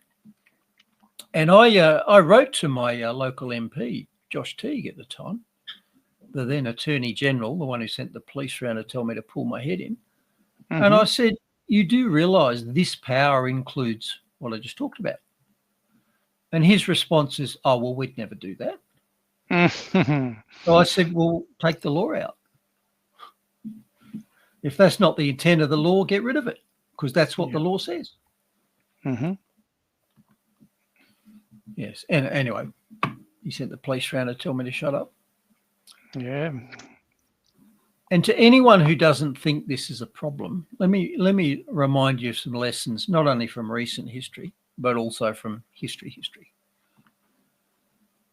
During the Nazi era, they justified any state abuse of citizens by saying it was for your safety, for ihre Sicherheit.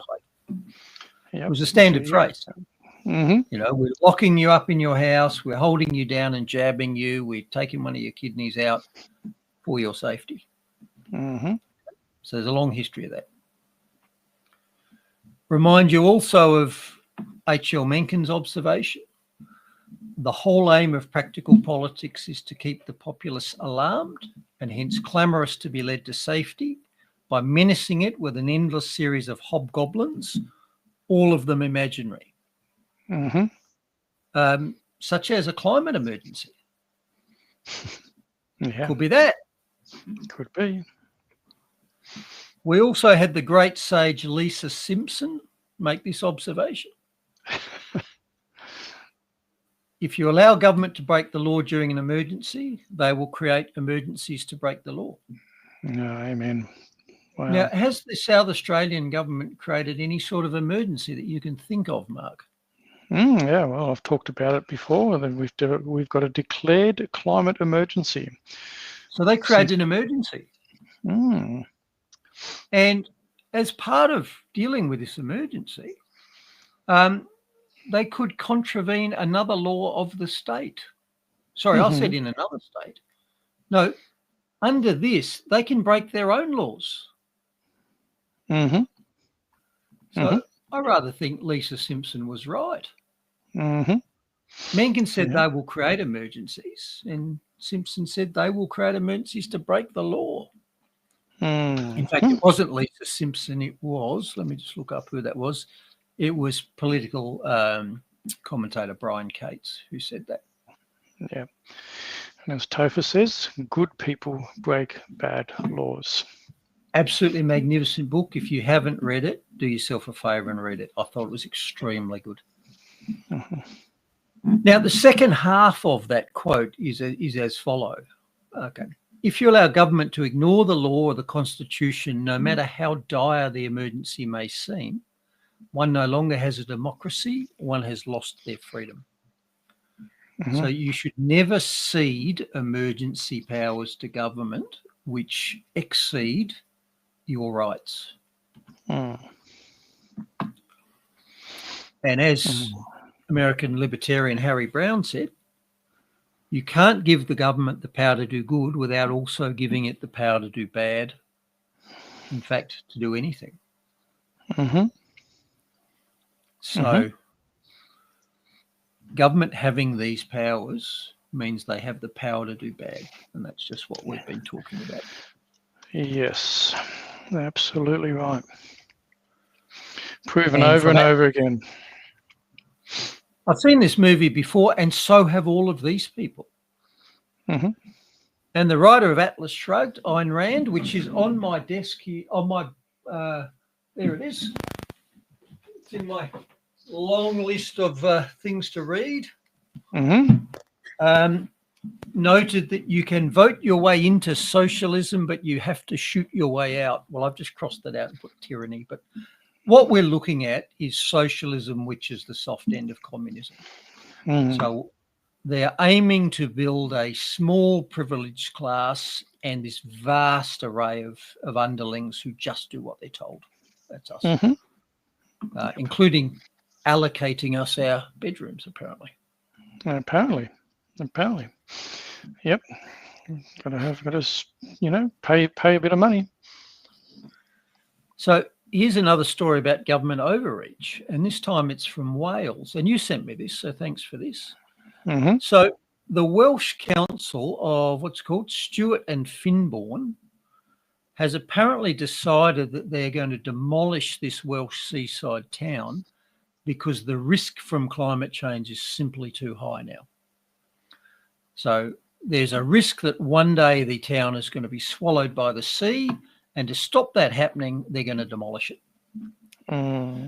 So they interviewed that resident there who said, while he was watching the evening news from the caravan park he runs there, he was shocked to learn the village he had raised his 5 children in was going to be demolished and surrendered to the sea. So it's not the sea's going to take it, they're going to demolish it. And apparently the local council decided it couldn't afford to protect the town from rising sea levels after 2054. So what's that, 30 years? What's the bet they'll be demolishing this in the next year or two just to make sure that that doesn't happen? Hurry, hurry, hurry. Create a sense of emergency.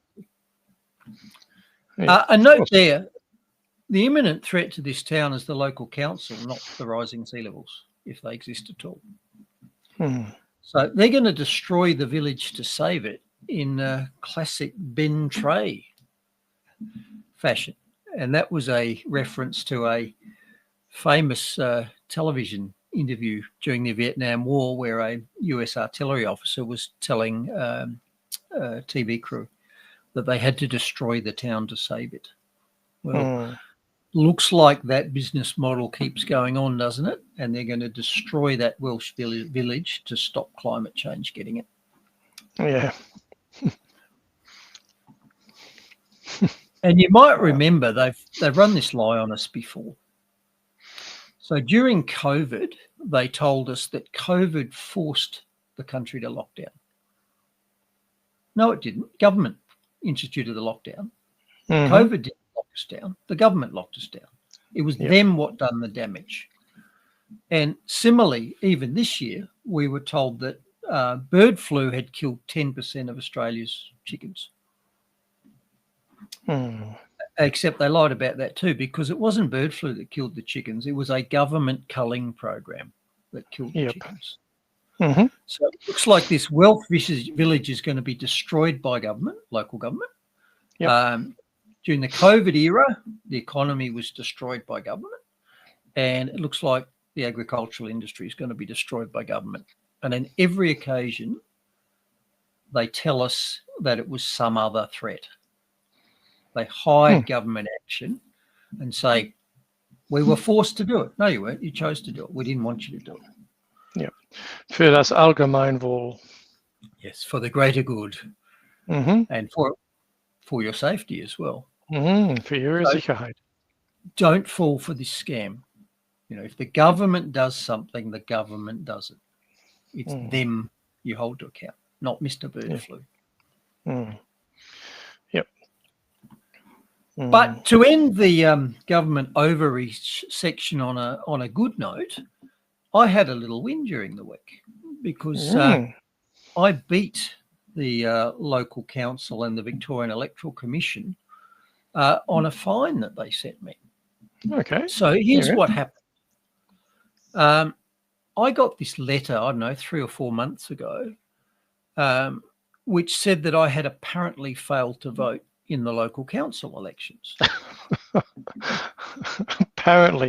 apparently failed to vote. Wow. And it asked me to explain why. Now, this was a big mystery to me because, as you know, I used to live in South Australia where it's not compulsory to vote in council elections. So not only did I not know that there'd been an election here in Victoria, but if I did know, I wouldn't have known that I needed to. And I correspond with the council from time to time, usually in an adversarial manner. So I have a direct line of communication with them anyway. Anyway, I received this notice that said, it appears you didn't vote, and asked me to explain myself. So I did. So first of all, I'm a reasonable, cooperative, valuable member of the community. So I didn't dick around. I admit it. Yeah, I didn't vote. But in mitigation, I didn't know I had to because where I used to live, you don't have to. So that was it. that was my excuse. And by the way, don't use this strategy for traffic tickets. Never admit the crime to a traffic officer. You know, if they say, why were you, is there any reason you were doing 77 in a 75 zone? Don't say, you know, you got me, whatever, sorry, because that's you confessing to the crime. No, in a traffic situation, you say, that can't possibly be true. I'm a very careful driver. I never exceed the speed limit. Now, I chose not to do this here because I thought, look, it's a council election. I didn't vote. Fair enough. I've got a good reason. You know, nothing too bad about it. Not going to lose my license, am I? Okay. So I sent in that reply, you know, explaining. I explained myself as they asked me to do. Explain yourself here, copper. So the Victorian Electoral Commission took into consideration my correspondence and did this. They sent me a fine. So they rewarded my honesty and cooperativity by ignoring what I said and just sending me a fine for $99. And as part of that, they said that if I wasn't happy, I could request an internal review. So I did. So I requested an internal review and I reiterated what I'd said and I expanded on it. You know, recently moved, first council election, didn't even know it was on, didn't have to do it where I was, 61 years old, no prior convictions, no history of this, law-abiding, voted in the federal election, which happened after it because I knew I had to, etc., etc. So I repeated all of that in my request for an internal review. Okay, so fleshed it out because obviously they didn't understand why it was unnecessary to fine me, I thought. Okay, so they digested that. And what was the result of their internal review? Independent internal review, I presume. Well, they digested all of that and they said, well, we can confirm that what we said is right. You are guilty. Wow. So they confirmed that I was guilty based on their internal review. Now, by the way, I wasn't disputing my guilt. I said I'm guilty, but also I have mitigating factors, which means there's no need to fine me. Okay, so that was what I sent in. And what I got back was, no, well, apparently we've checked and, yep, you're guilty, so pay up. And this, by the way, is what you always get. If you write any sort of dispute to any sort of authority, you'll always have 2 or 3 letters which basically always conclude with, no, you're guilty, just pay up. Now, understand that's only the start. That's only the first quarter of the game. But I would say that 95% of people who go down this track don't get past 1 or 2, just pay it letters, and they do just pay it. I regard these things as sport, so I don't. And in my long history of disputing these things, I would say I would have got off 75 or 80% just by persisting. So what I decided to do was to roll out the John Cadogan strategy. And that's John Cadogan. He's a great Australian automotive journalist. And he did a program recently where he talked about this strategy for traffic fines. So you admit your guilt, then you go to court and you say to the judge, it was a trivial offence and I'm a really decent person, so no fine is appropriate. No conviction, no fine. And if you want to see what he had, just Google what I've got there. So, search on YouTube. John Cadogan, I beat a traffic fine and I was guilty. And he'll walk you through how you do it. So I repeated that, all of those things. I'm guilty, but I'm going to take it to court and plead mitigation. So they then obviously considered my latest letter, and this was their response. They sent me a final notice, now you have to pay more money letter. You got a penalty for getting a reminder. Wow, you naughty boy there, Bruce. So they didn't engage with anything that I'd said. They just said, no, we've done an internal review and you're guilty, therefore you have to pay. And I've said, I admit I'm guilty. I'm telling you why I shouldn't be fined. And they completely ignored that. So when I got this, I wrote back a final time and said, well, your review hasn't addressed the substance of my objection. because all you've done is you've said that you deem that I'm guilty, and that's not in question. The substance of my objection is that because of the mitigation, no conviction is warranted. So if you're unable to take that into account, then I am going to see you in court, and I am going to see the judge, and I'm going to do all the things I just told you. I'm going to plead guilty. I'm going to lay out all the mitigations. Good citizen, never done it before. Nobody was harmed. As far as I know, no councillor was elected on less than one vote, etc., etc. I said, and furthermore, I'm going to apologise to the court for wasting their time and show them that I've attempted to resolve this out of court. Mm-hmm. And that should they agree that my approach was reasonable and that I get no fine, I'm going to ask for compensation and for costs on the basis that you took me to court to achieve nothing more than I was already offering you. Mm-hmm. So this was, about the 5th exchange of letters, which got back this. Yeah. Nice. So I won. And like I say, I probably win 3/4 of the time with this sort of strategies. So here's my take-home messages. Authorities always send you a demand letter. They always ignore your request for leniency or review or anything like that. They always up the ante by saying, well, now it's going to cost you more, a bit like the old burger with a lot scheme that I got when I was arrested in Canberra. But all of those things are just the initial automatic responses. You've got to get through about 3 letters before you even start to engage in any sort of real discussion. And in this case, when you get to that point, they withdrew the fine. And that's not the first time that's happened. So bloody joke. The money it would have cost, the council, so Ratepayer is paying these, is it? Yes. I'd imagine the council, Ratepayer is paying these people to bloody do this BS, and Look, and I did it here for sport, and I also did it to sort of test out the Victorian system, but it might be useful in other cases. For example, John Cadogan, he took it to court because he had a minor brain fade. He's my age, excellent driving record. His job involves, people giving him expensive cars to drive. He had a minor brain fade. I think he disobeyed a turn right, red arrow or something. Moved half a car length forward, went, oh crap, stopped, triggered the camera, no collision, didn't enter the intersect, etc., etc. But he took it to court because it's like, I can't have black marks on my driving record when I'm a driving journalist. No one's going to give me a Ferrari if I'm clicking up points. So he said in that case where it cost him some money, he did go to court, but he got not guilty, no conviction and no points, which might be important.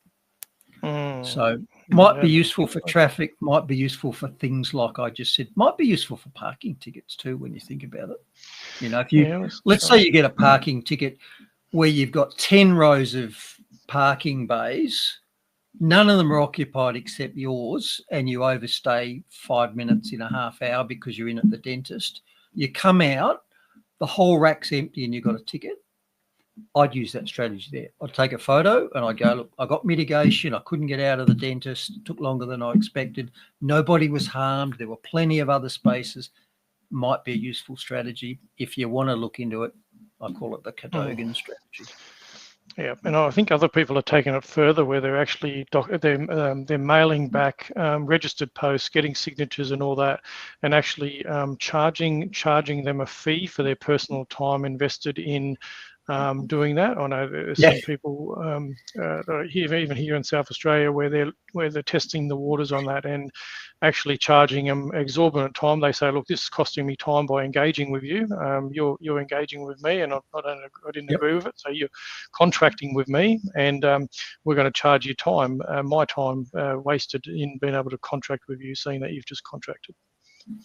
And what I would add in as part of that, there's a concept in law where if you make an offer to settle to the other party and they refuse that offer and they go to court and they end up with no better, in other words, they've forced you through costs to achieve less than what you'd already offered them, that can work as a line in the sand for costs.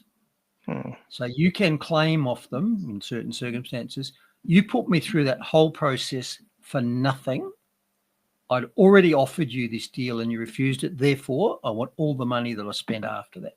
That might be an option too. Yep, absolutely. Absolutely. Where are we? Oh, yeah, where are we? So that was a bit of a segue. A bit of fun. Well, it was the government overreach up yours council, wasn't it? Okay, a misc story or two, miscellaneous or two.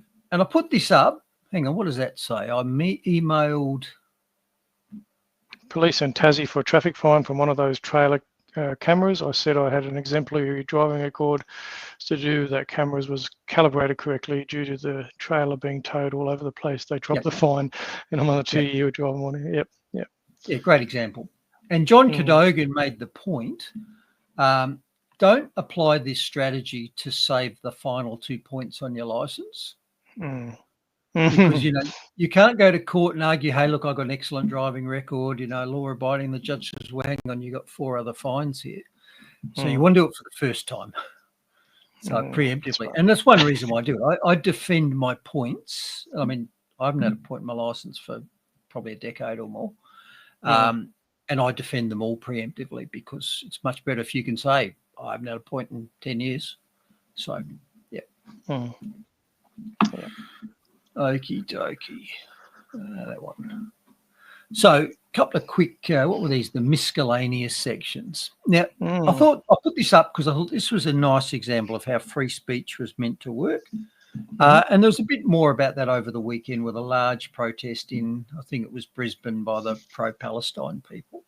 And apparently this sign appeared outside a mosque in Adelaide.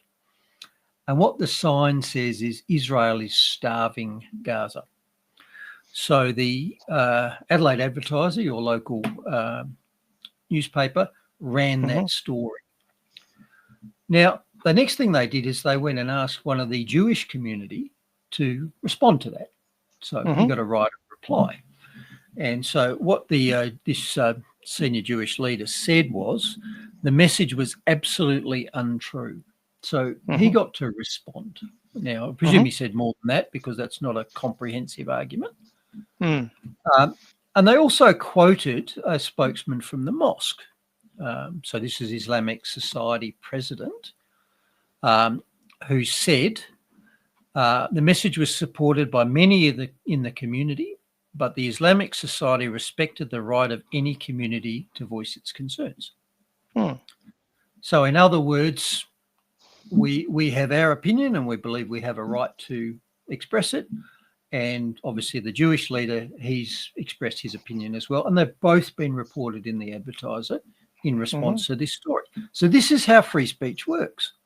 And I was particularly pleased to hear the Islamic Society representative say that, everybody's got a right to express their voice, because traditionally Islam does not have a strong record of free speech. So I was very comforted to have that senior Islamic representative on the record in Australia as saying that they do. They do respect that. So that was good. Yeah. Good show. We're on the run home, Mark. Look at that. So we've got another entry in the zombie stories that will not die segment. Last week, wasn't it? Was it the gender pay gap last week? Yeah, that always ruffles feathers. That's all right. The old defibrillator stories. I love it.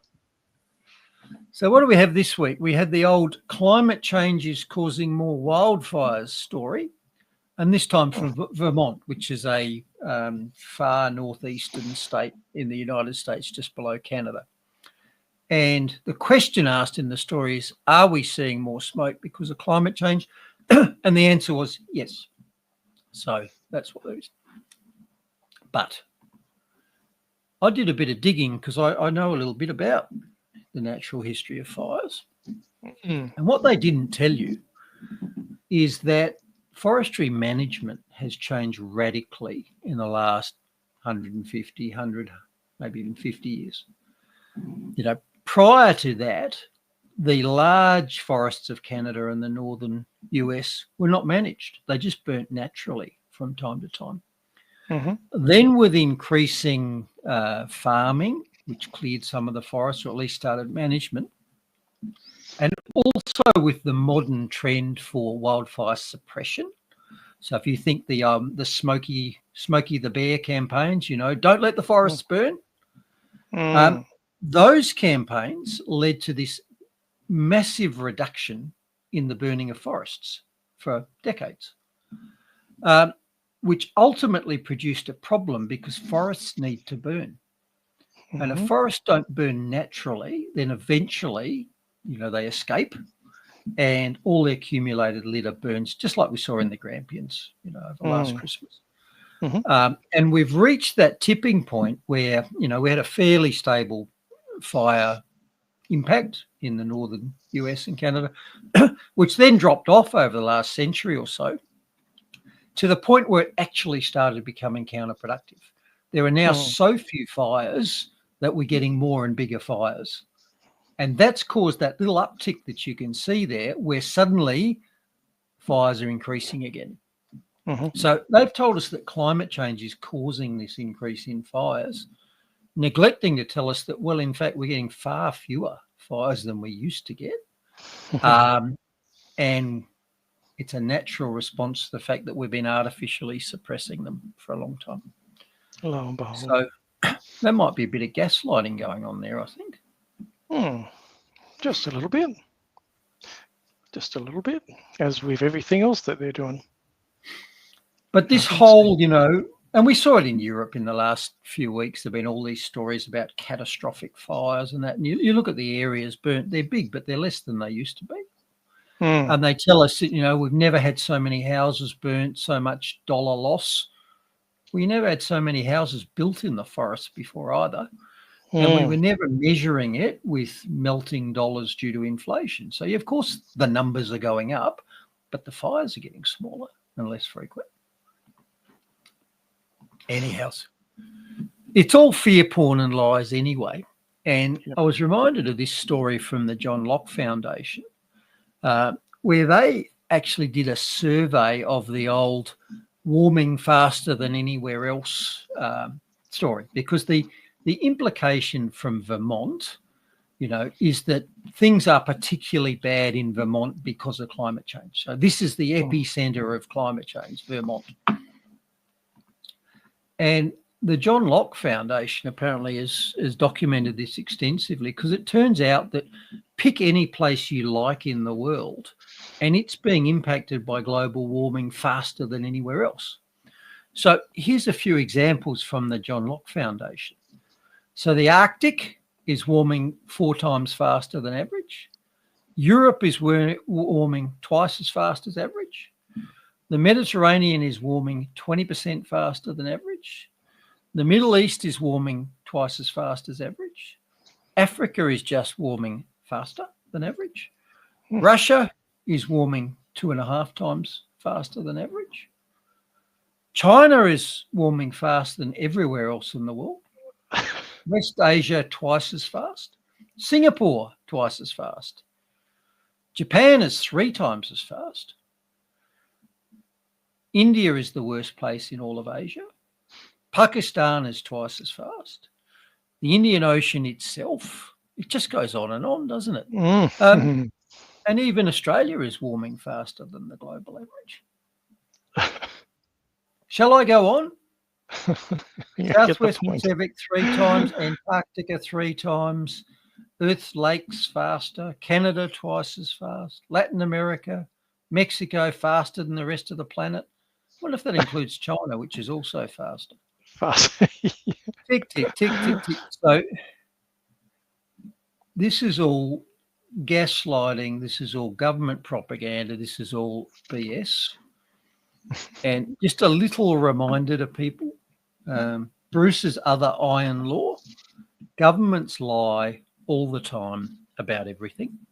And here are just some of the things that we've noticed. They lied about safe and effective. They lied about diversity as strength. They lied about the inflation rate. They lied about green energy. They lied about taxation. And if you want to go down every rabbit hole, they lied about Oswald and Bryant being lone nuts as well. So, and 9/11 being, all those sorts of things, and the list goes on and on and on. On and on and on. So, I think we can take with a grain of salt the Vermont burning due to climate change thing as well. Yeah, too much smoke in Vermont due to climate change.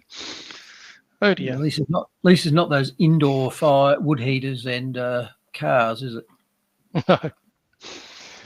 So to take it home with the Uslam bird, and what's the timing? What are we timing? 2 hours, 2 buddy. hours. 2 hours. I hope I didn't cut you off at the start, although you probably queued something up for later, right? You got an emergency filler? You know me too well. No, it was something I was going to cover. It is quite important, though. Okay, so what have we got in the Uslam bird of ridiculosity? Well, this week we've got a new art exhibition, which is aimed at showing us what the effects of climate change will be on our future lives. Right. So we've got this exhibit which shows that opening the fridge will fill your kitchen with fire.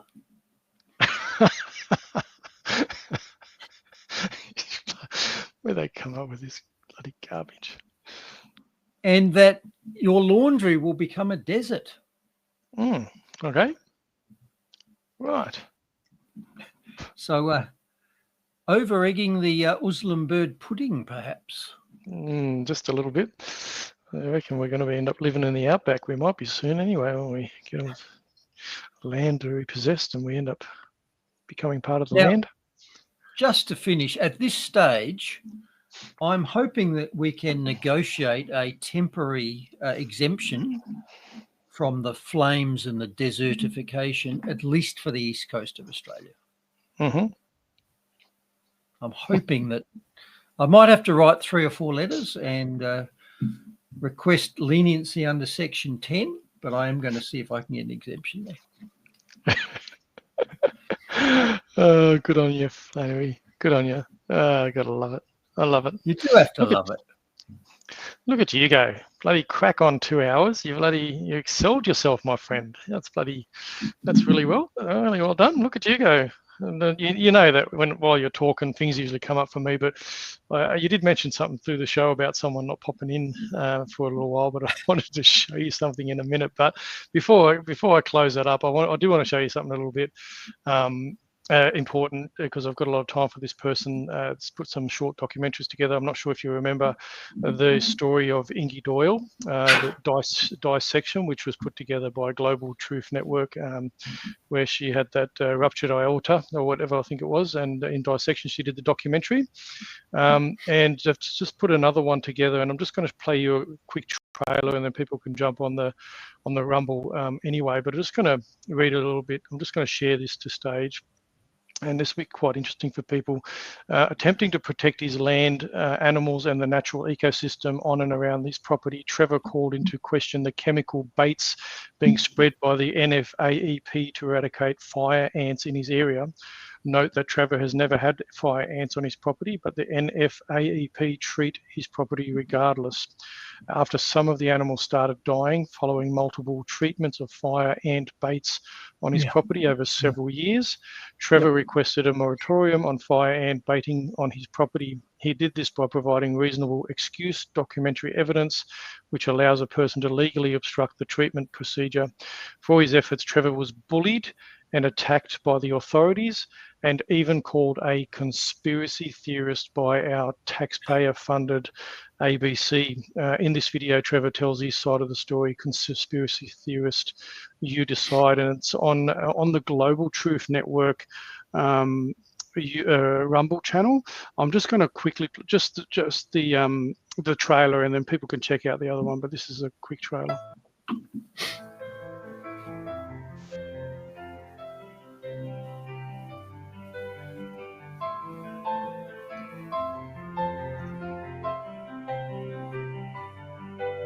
I asked my partner what she wanted to do after her diagnosis with ovary cancer, and she said, "I would love to buy a small block of dirt and get some cows.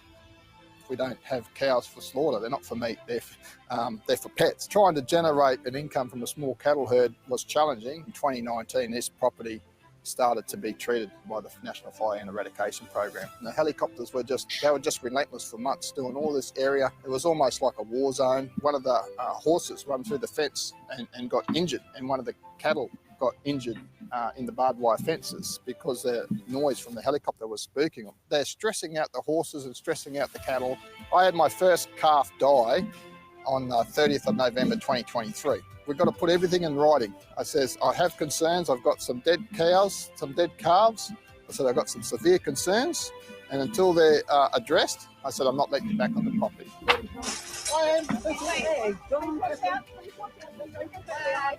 To see the extreme behaviour that they went to force entry onto my property that didn't have fire ants. At the end of the day, I am responsible for the health and well-being of the animals that reside on this property. I'm fighting for my choice not to expose my cattle to toxic chemicals. There's obviously something wrong.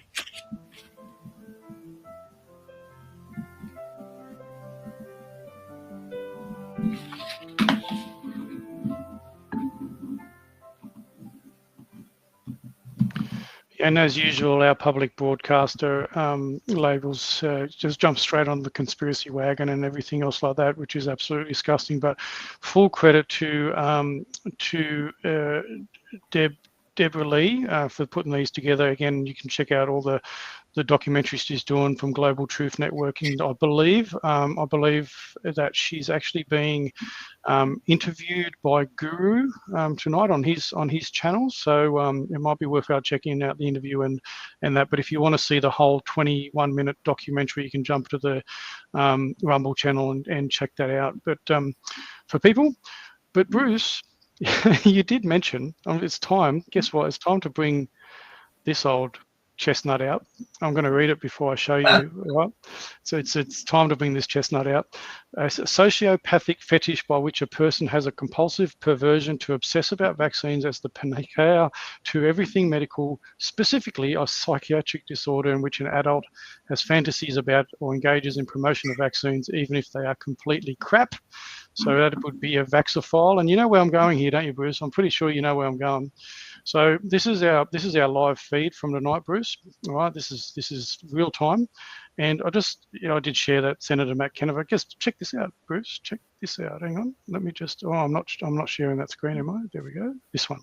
All right, so this is our feed, and check this out.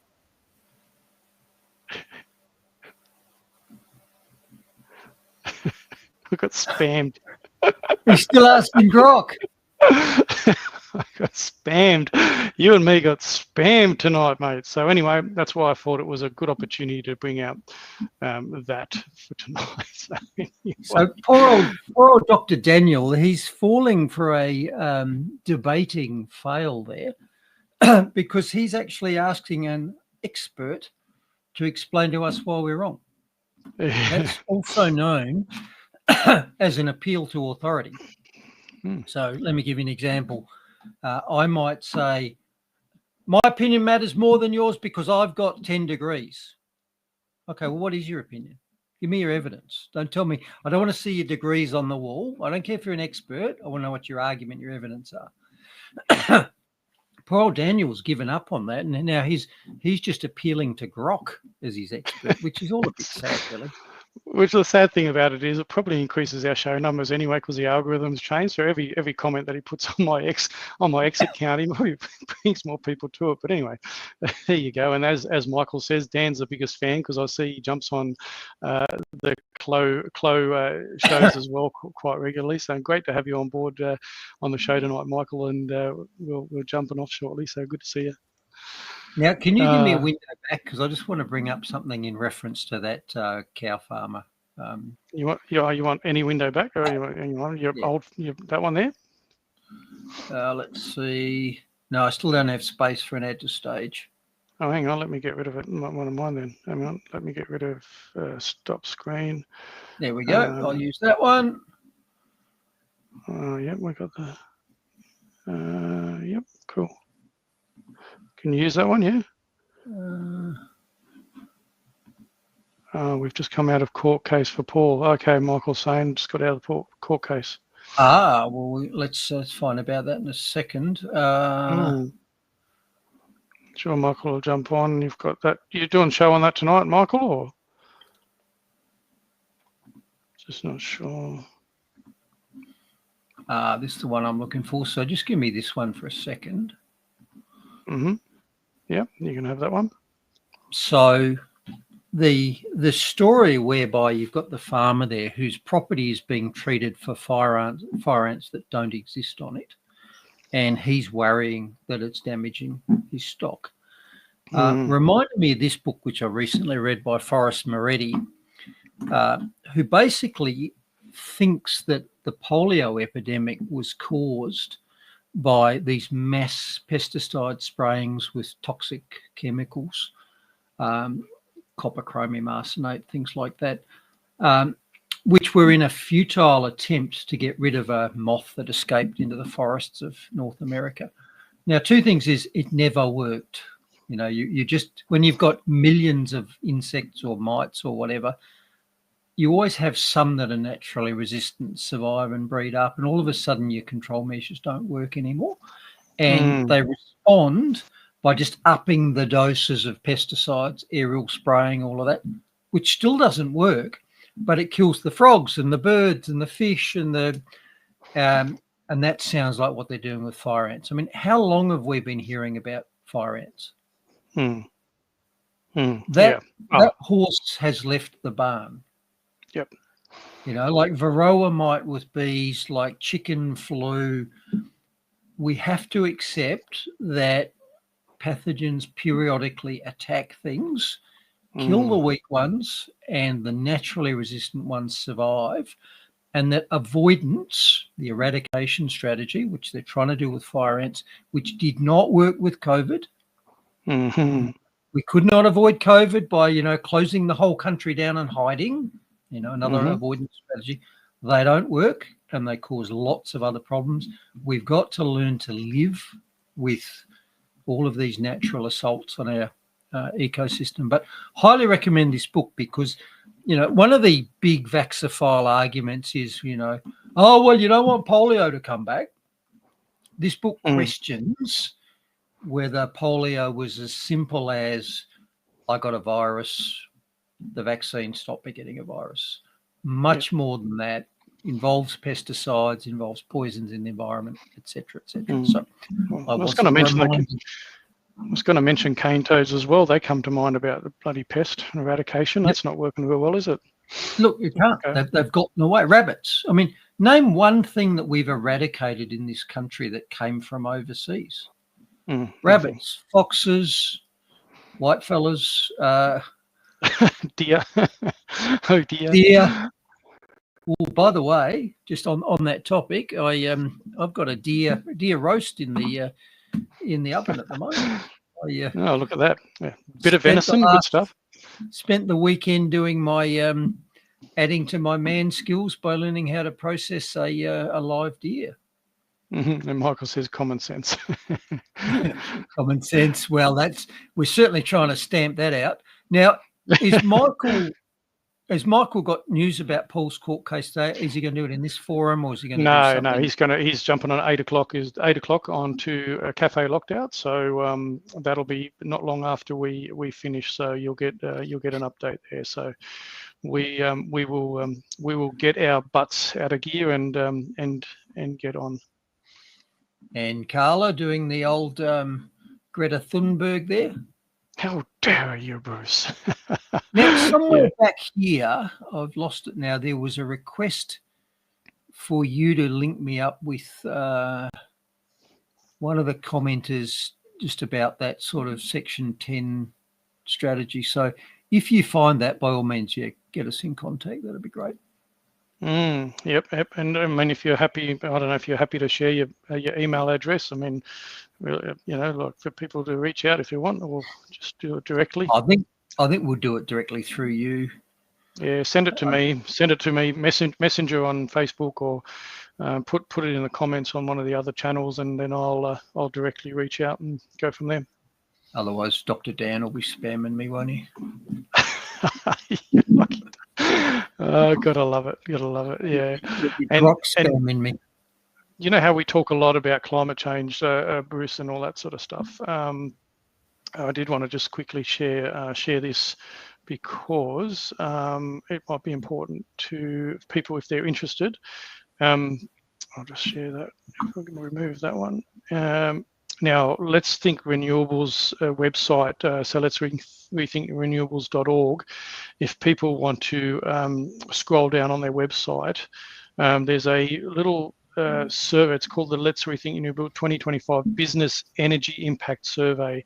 So if many people can jump on there, it'll just inform ways forward and data and stuff for that. And if people don't know, Stephen Tripp, who's also president of Australians for Better Government that I'm involved in, he's also involved with Let's Rethink New Renewables.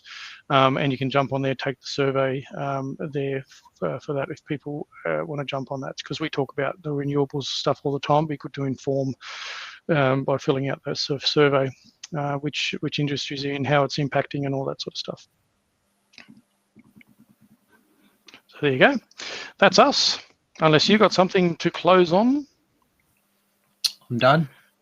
You're done. I know, Gail, as a vegan, I know you contribute a lot and you do comment a lot. And when I do, and poor Bambi, yes, I get it. I got to remember. I actually did. It's a teary one too when I sat with my kids watching good old Bambi and Mum gets shot and that. So yeah, look, things like memories. It's renewable energy. There you go. Renewable energy. Good on you. All right, everybody. God bless Australia. Take care. And whoever's going out on the 31st on Sunday, be safe. What these people want, and this is the people on the 5% on the far left, the 5% on the far right, and that they want division, and they want people to get agitated and irritated. Do not fall for it. Walk peacefully. Join in numbers, be happy and be safe. And as I say, God bless Australia. Take care, everybody. To fight again for that already burned, he was driven towards the flames. All the signs are there for all to see, the signs we've lost our way. When we jail our heroes and applaud our villains and turn our hearts away, like a silent choir too scared to sing the anthem of a braver day, a song our children may never hear, the ballad of Dr Bruce Paix. A song our children may never hear, the ballad of Dr Bruce Paix.